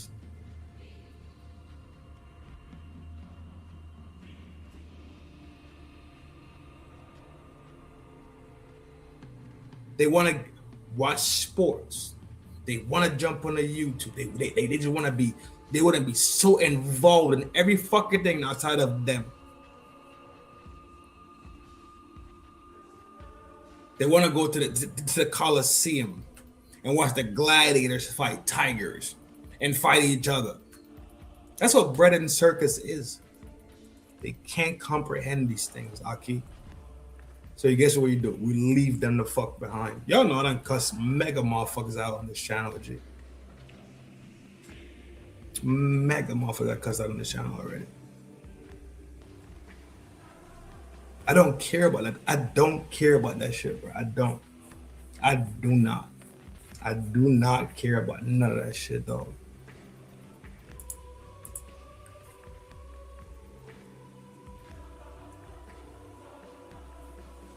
I gotta get, dog, my G, bro. I want some more motherfucker. I told you, I'm a man of my word. Where's the Italian? Let everybody be who they decide for them to be, Aki. Promise you that. I definitely could promise you that.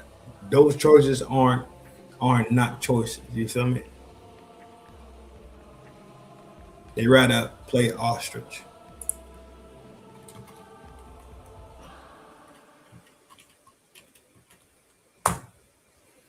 They rather play fucking ostrich, G. That's your choice. Deal with the shit you gotta deal with.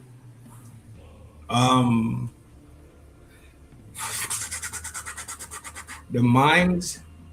Oh yeah. Wonder. Fuck it, we talking about it, G.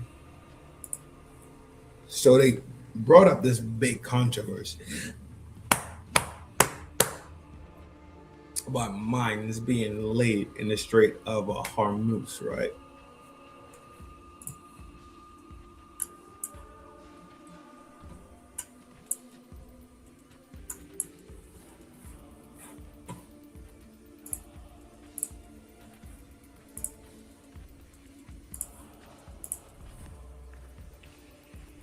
They bring up the Horn of Hormuz, right? Sorry, the Strait of Hormuz.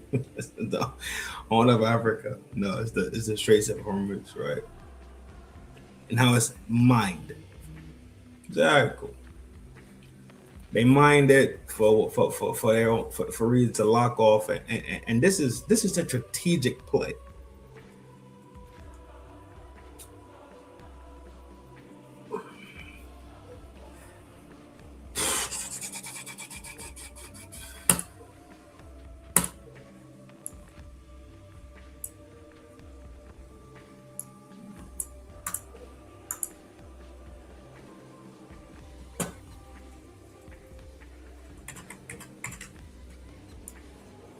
What the fuck? Okay, why would you want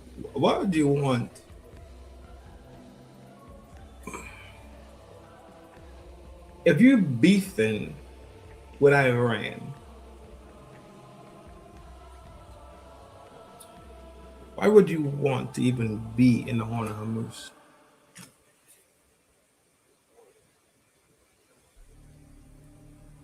This is what we know of, right? This is what is displayed.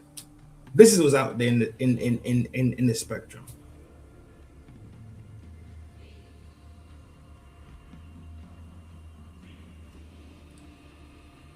Five naval ports. They own a majority of the fucking real estate of the Persian Gulf and the Horn. The Horn. What the fuck? You know, I keep calling that Horn because it's Hormuz and the Strait. They own the majority of the real estate in there. Why would you even be interested in that area?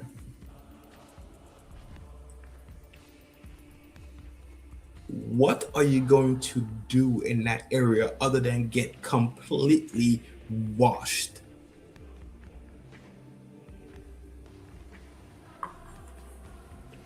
But you know what? I guess y'all smarter than me. I guess people get paid for these decisions. Sure. Great strategy. Let's see what does.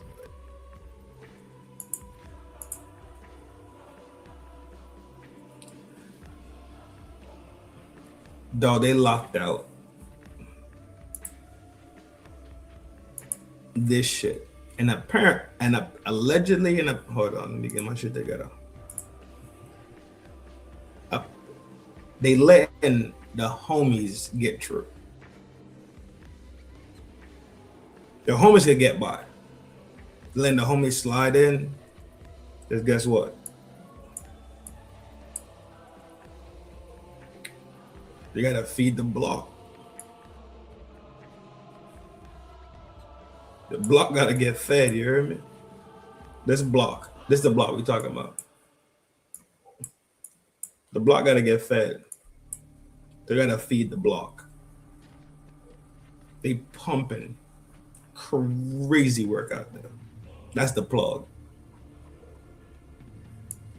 They getting down. Fair enough.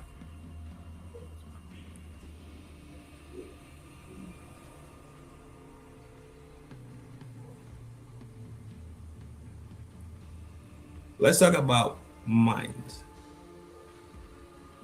Because the other day we looked at the Iranians saying that we don't need ships to put mines over there. Remember that? We don't need ships to put mines over there. Whew, have mercy on my soul.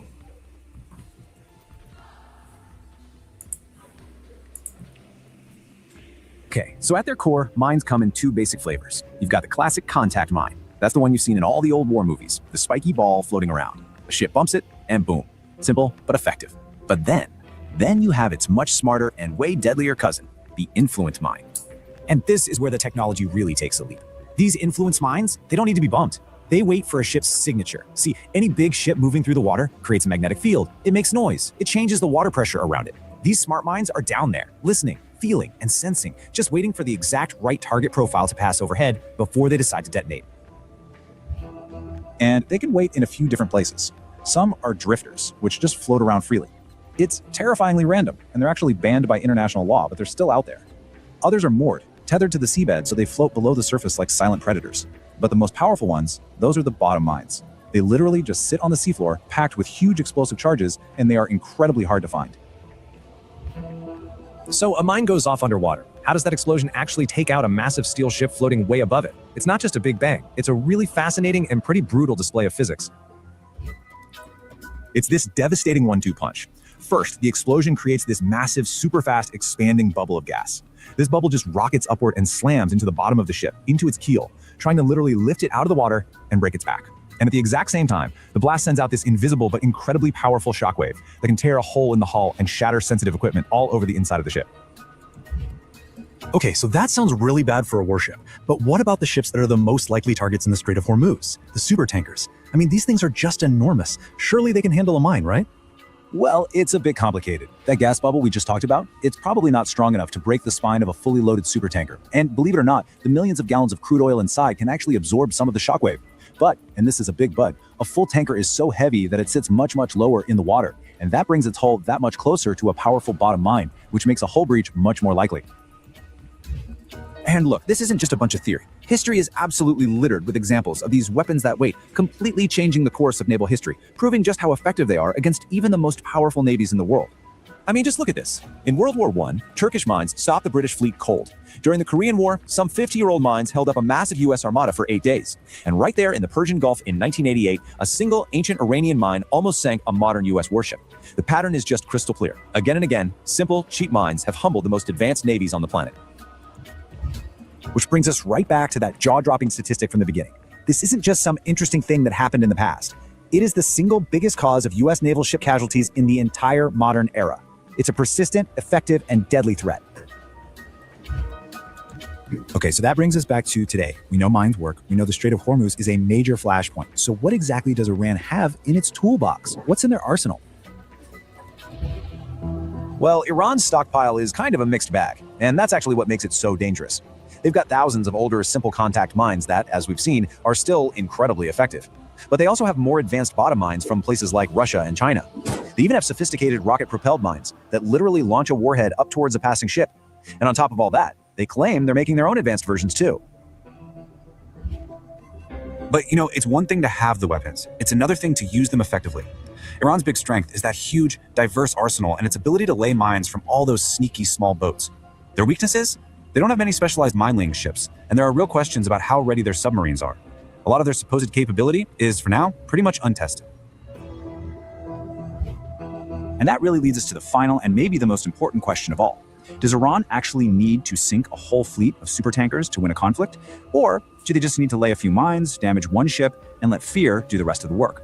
The real power of a naval mine might not be its explosive charge. It might be its ability to just clog the arteries of global commerce through pure disruption, to send insurance rates through the roof and bring shipping to a dead stop, all without ever sinking a second vessel. So you have to ask yourself, what's more powerful, a weapon that sinks the ship or a weapon that closes a strait?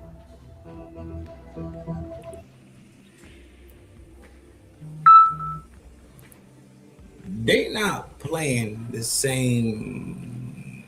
They're not playing. Though we just talked about asymmetrical war, bro.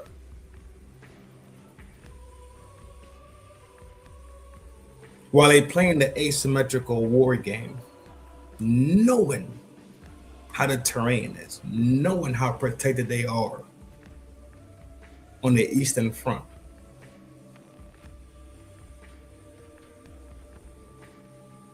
Knowing how they protected on the Northern Front. The only point of entry for real looks like they Western, Northern, maybe Southern Kuwait, right? This is difficult shit. This is not easy shit we're talking about, bro. This is not no fly-by-night shit. This is their vulnerability points. And without a doubt, they're completely aware of it.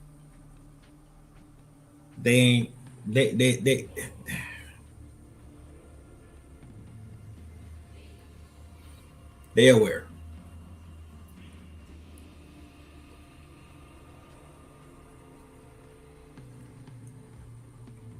I got one more point to bring up before we ride out for the night over here, because tonight I'm definitely going over there by the homie Red to kick it for a little bit.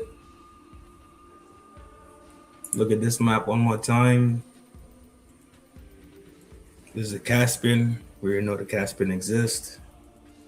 Persian Strait, opposite the Arabian Sea, right? You don't think this one, this one, this one, this one, this one, this one is what is already it? 1, 2, 3, 4, 5 can make noise. Can make noise. Look at that for yourself.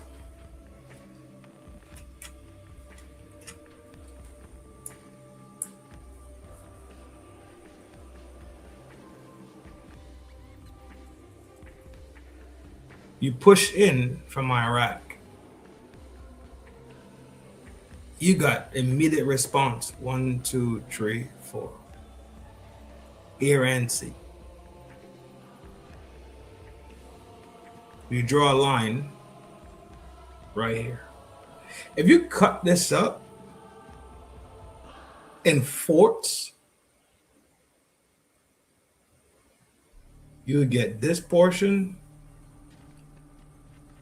this portion, this portion to this city, and then you would get this city, the rest over here. Why do you think they're not crazy about this portion over here? Why they not going hammers and dropping all these bases over here? Do I think they got shit over here? Yes. But if this is what is put up out here, why is the inside portion, right? Three quarts.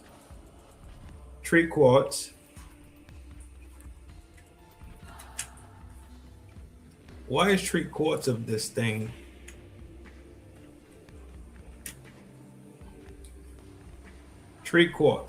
right here? You cut it from here all the way down, main city, you take it down right here, boom. 3/4 of this thing is chill. It looks chill, right? Well, 1 quart looks chill. There's quart over here that bucks up against Pakistan, Afghanistan, and Turkmenistan in the top. Why do you think this looks chill in comparison to this region right here?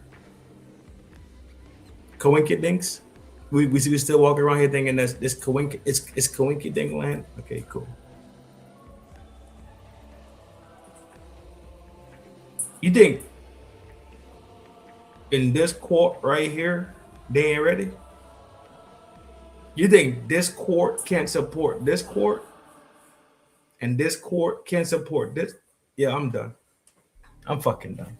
Hey, yo. I'm done. At the end of the day, at the end of the day, I don't want this shit to even really be a thing we have to fucking talk about. Let me be absolutely clear. And in closing and rolling out, I'm gonna play 2 bits. Shout out to James Lee as usual. James out here tweaking. No, not this one. No. I lied. Nope, not that one. Nope, I lied. Nope, can't play that one. That's something different. That's about something completely different. On topic, but not for this specific. It is about the war, but it's not about this specific lane that we, this specific bullseye we headed to. But it was James Lee. James Lee do good work. James Lee doing God's work out here in these streets. We're gonna close out after this video right here, dog. I appreciate all the love, I appreciate all the support, I appreciate the buttons being hit. Let's hear what the super hound. This motherfucker's a full-blooded dog. I don't know if you know who he is. His name is Ian Carroll.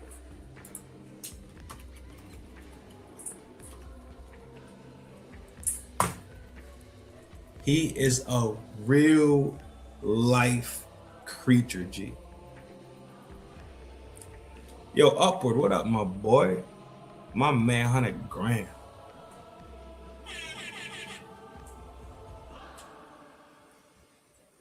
Dog, pound for pound, G. Pound for pound.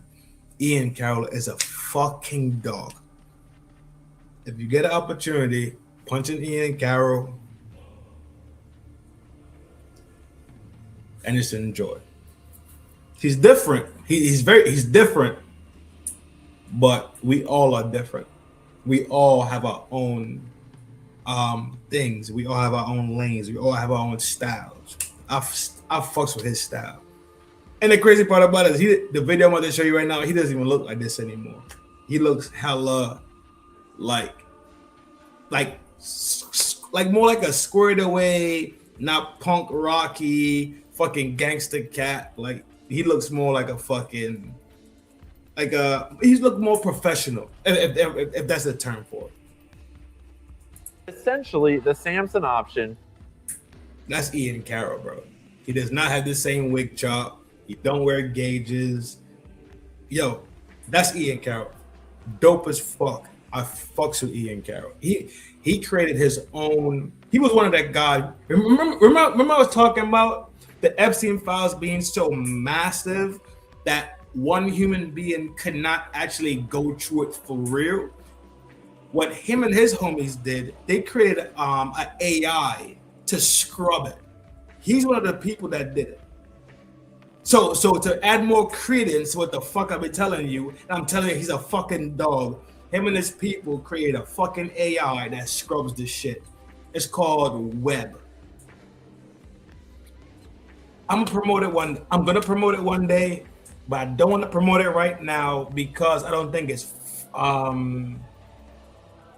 something with it, with the tokens and how the bots are running in it. I'm not exactly sure.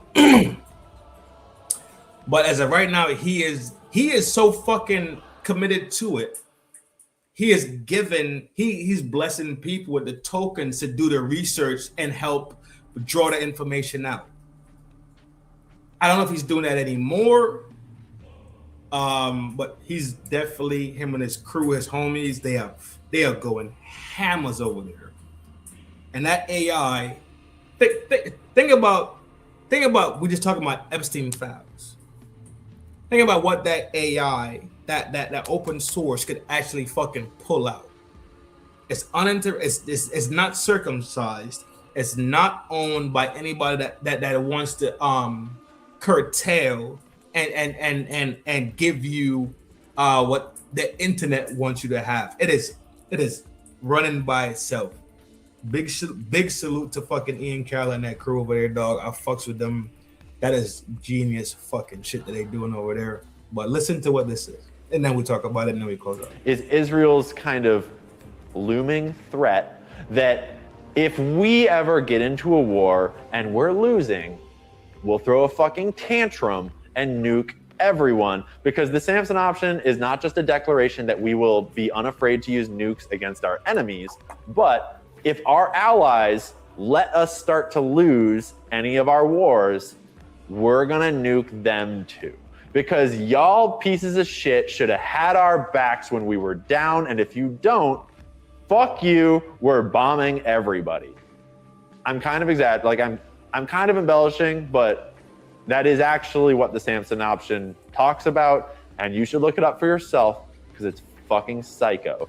And I cannot think of anything that is more toddler than, if I don't get my way, I'm a fucking nuke everyone, so you better help me. But isn't that how M Love said it earlier, right? Isn't that how we know Lacy to fucking behave? I'm so fucking special because the H word happened, right? The HO cost, right, happened to me and my people, that I get to live my fucking life without any fucking reproach. We've seen them do the most egregious shit. I fucking showed you last night a video of fucking IDFs SAing a person that was a detainee from Palestine. At the same time, months later, nobody is charged.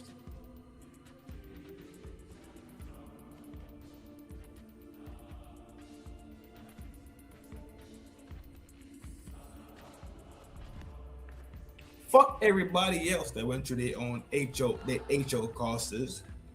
Fuck everybody else race that went through a G side.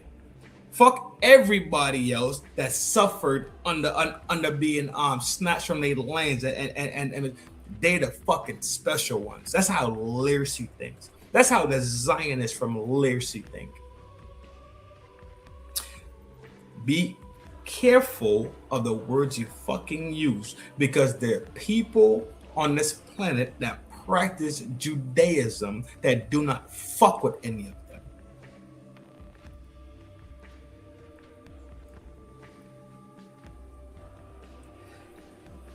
They so special, G,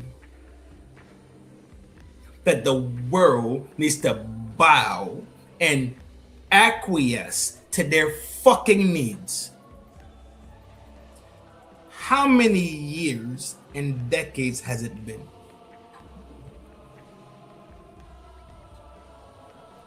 Y'all don't even be real about your fucking selves, so I really doubt y'all could be real with anything the fuck else outside of you.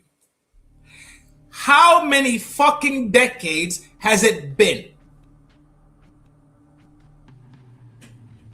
Now you got the real practitioners of Judaism getting fucking egg on their fucking face based on these fucking Zionist cunts and their fucked up behavior.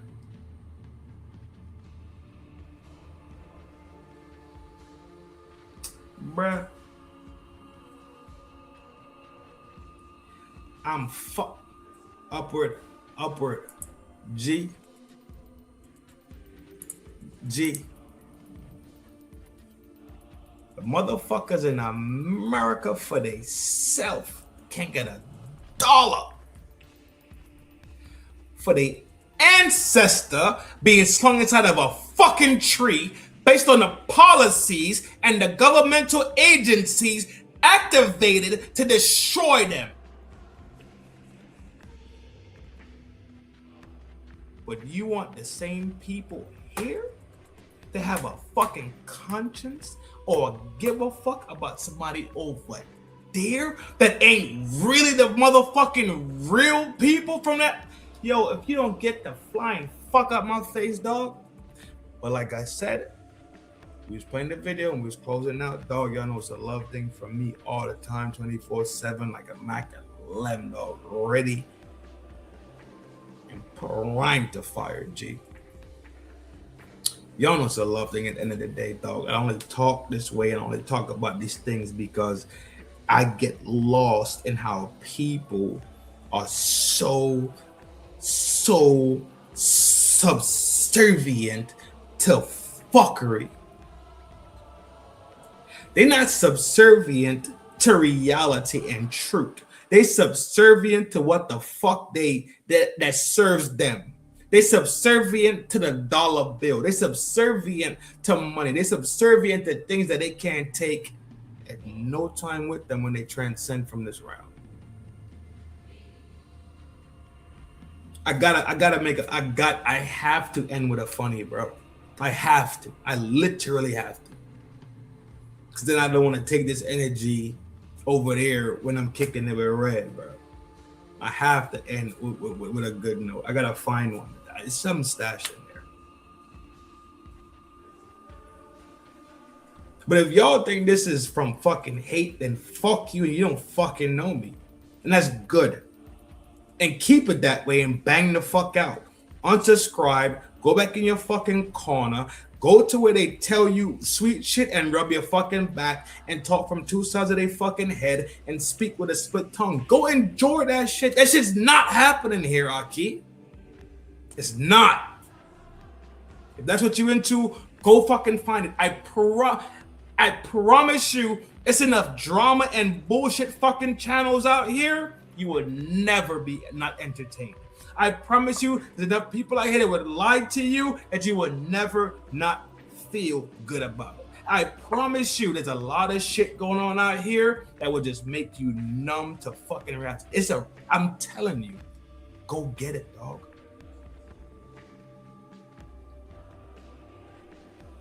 But come over here and fix your fucking face properly.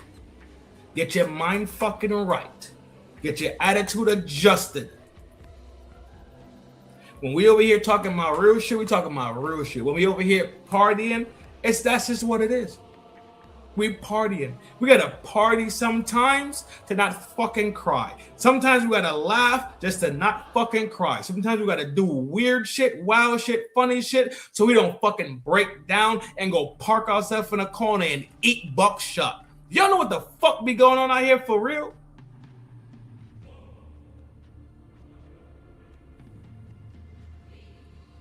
It's lipstick.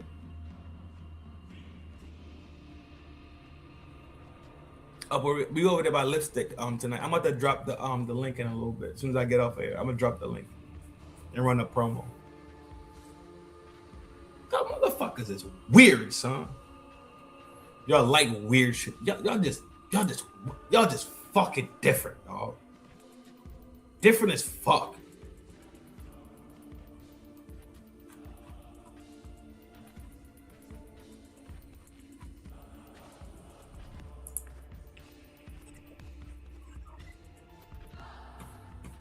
This right here for I should have played this shit the other night. I should have played this the other night when RN was trying to be on my heels, motherfucker. Roll.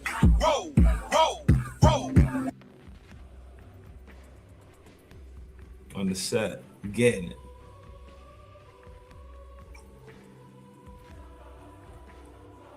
Legend, what up, G?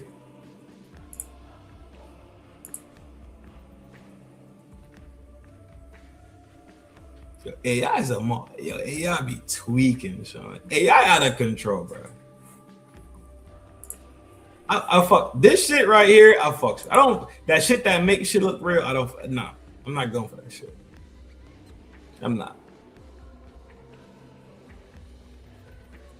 I know I got some wild shit in here somewhere. Oh, I got the shit that you sent me too, Reaper. I never downloaded it yet though. So I gotta go into the vault. Oh no. Okay. Relax.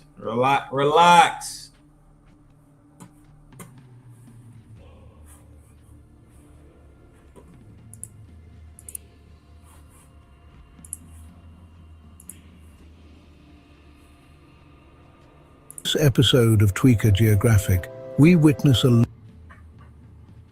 lone male tweaker in the midst of a scratch and sniff ritual. He inhales, processes the data, and then, instantly fueled by the potency of his own underpants, a dance begins. No audience, no shame, just pure stench-smelling confidence. On this episode of Tweaker Geographic, we witness a lone male tweaker in the midst of a scratch and sniff ritual. He inhales. On this episode of Tweaker Geographic, researchers discover a rare machine roaming the urban wilderness, the Crackmobile. Built from a bicycle and hundreds of trash bags, the vehicle reportedly features under-the-hood meth injections and a crack-powered V8 engine. Fuel source: delusion. The operator sealed the trash bag canopy and rolled back into traffic like a post-apocalyptic garbage bag stealth vehicle. On this episode of Tweaker Geographic, researchers discover a rare machine roaming the urban wilderness, the Crackmobile. Built from a bicycle and hundreds of trash bags, the vehicle reportedly features under-the-hood meth injections and a crack-powered V8 engine. Fuel source: delusion. The operator sealed the trash bag canopy and rolled back into traffic.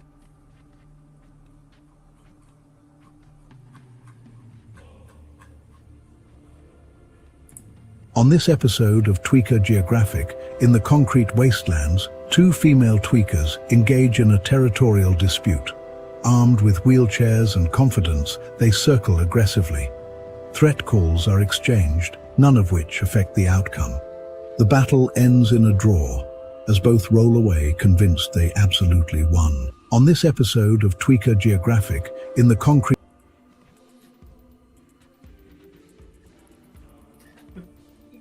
That's it.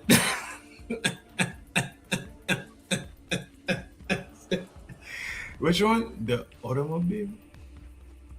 Did I miss that one?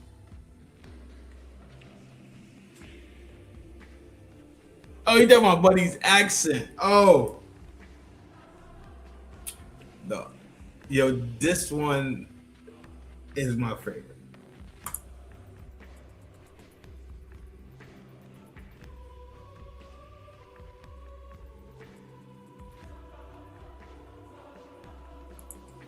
Take 1 second and see who's in here. I'm not even sharing it. Hold on. I thought I was still sharing. Hold on.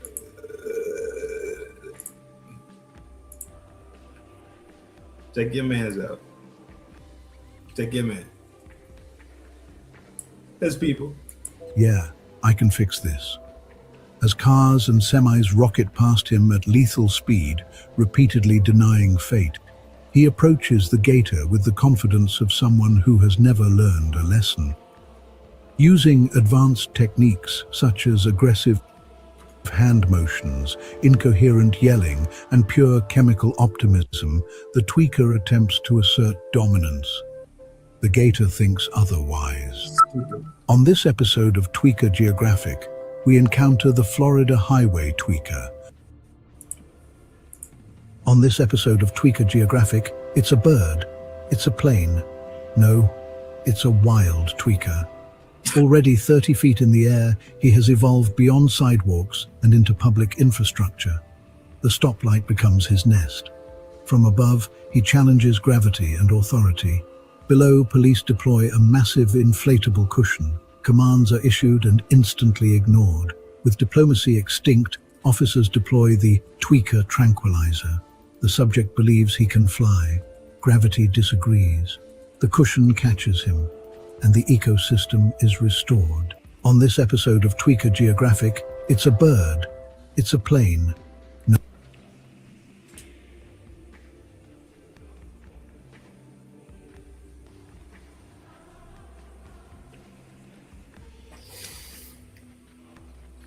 We're gonna watch one more and then we slide in out of jail.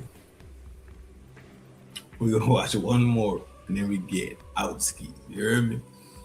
I got red in less than that. Hold on. When I got red? 2 hours?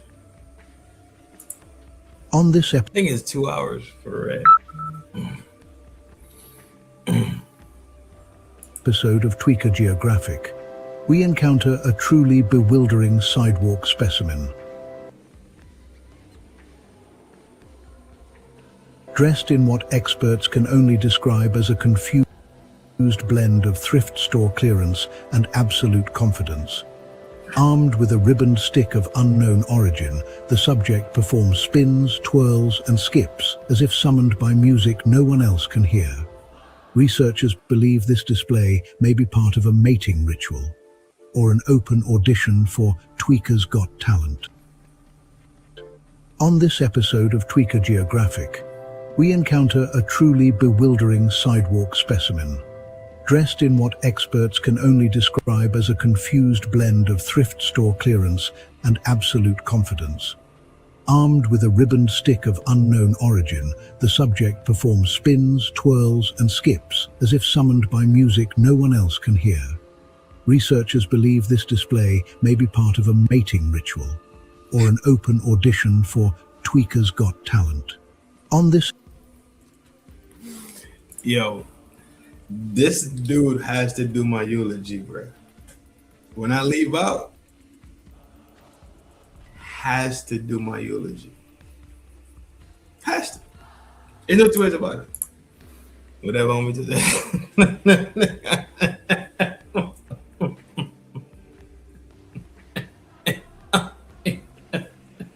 Yo.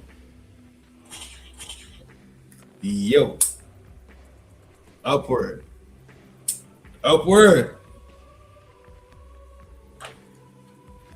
You know how I feel. You know how I feel about that shit, dog. I said what I had to fucking say at the gate.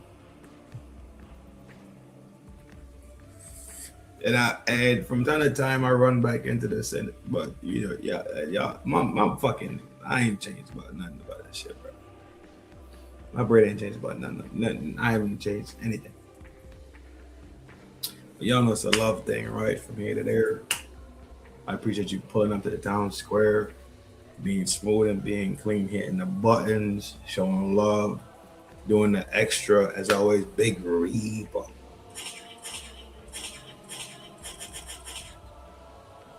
Tree Star General. You hear me? Certified MSD. MSG, sorry. Certified MSG. Certified General. Out here in the streets with us. I'm out the way, dog. I'm cool. For now. Till tomorrow, obviously. Well, tonight by Red is gonna be smooth. Tonight by Red is gonna be hella chill. We're gonna be chilling.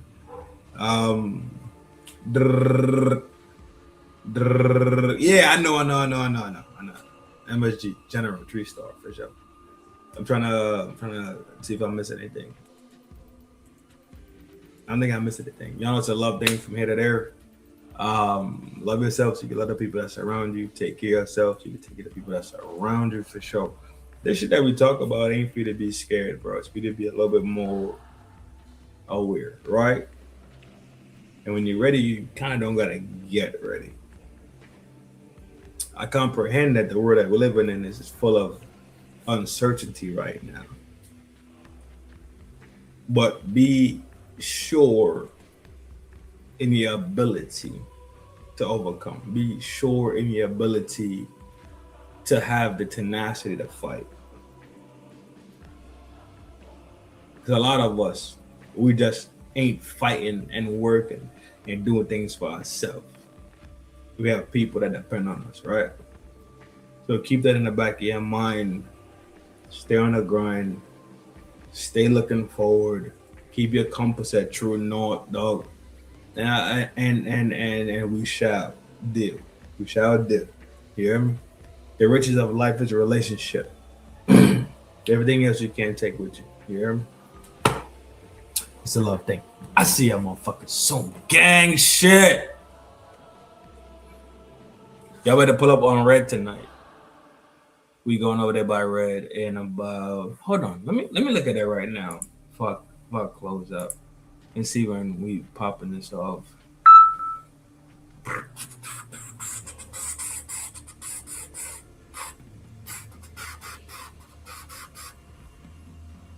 Boom.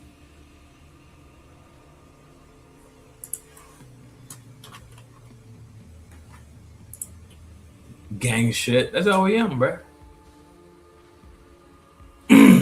Oh, we in there like 2 hours. And this little crazy person's supposed to be there tonight. They want to talk about we'll talk crazy. So it's gonna be fun. Tonight's gonna be fun. Pull up, we relaxing and we chilling. You hear me? Why? I don't even know why I'm about to share this with you right now. Look how red this me. I'm about to get on her motherfucking heels. Now I gotta share this shit.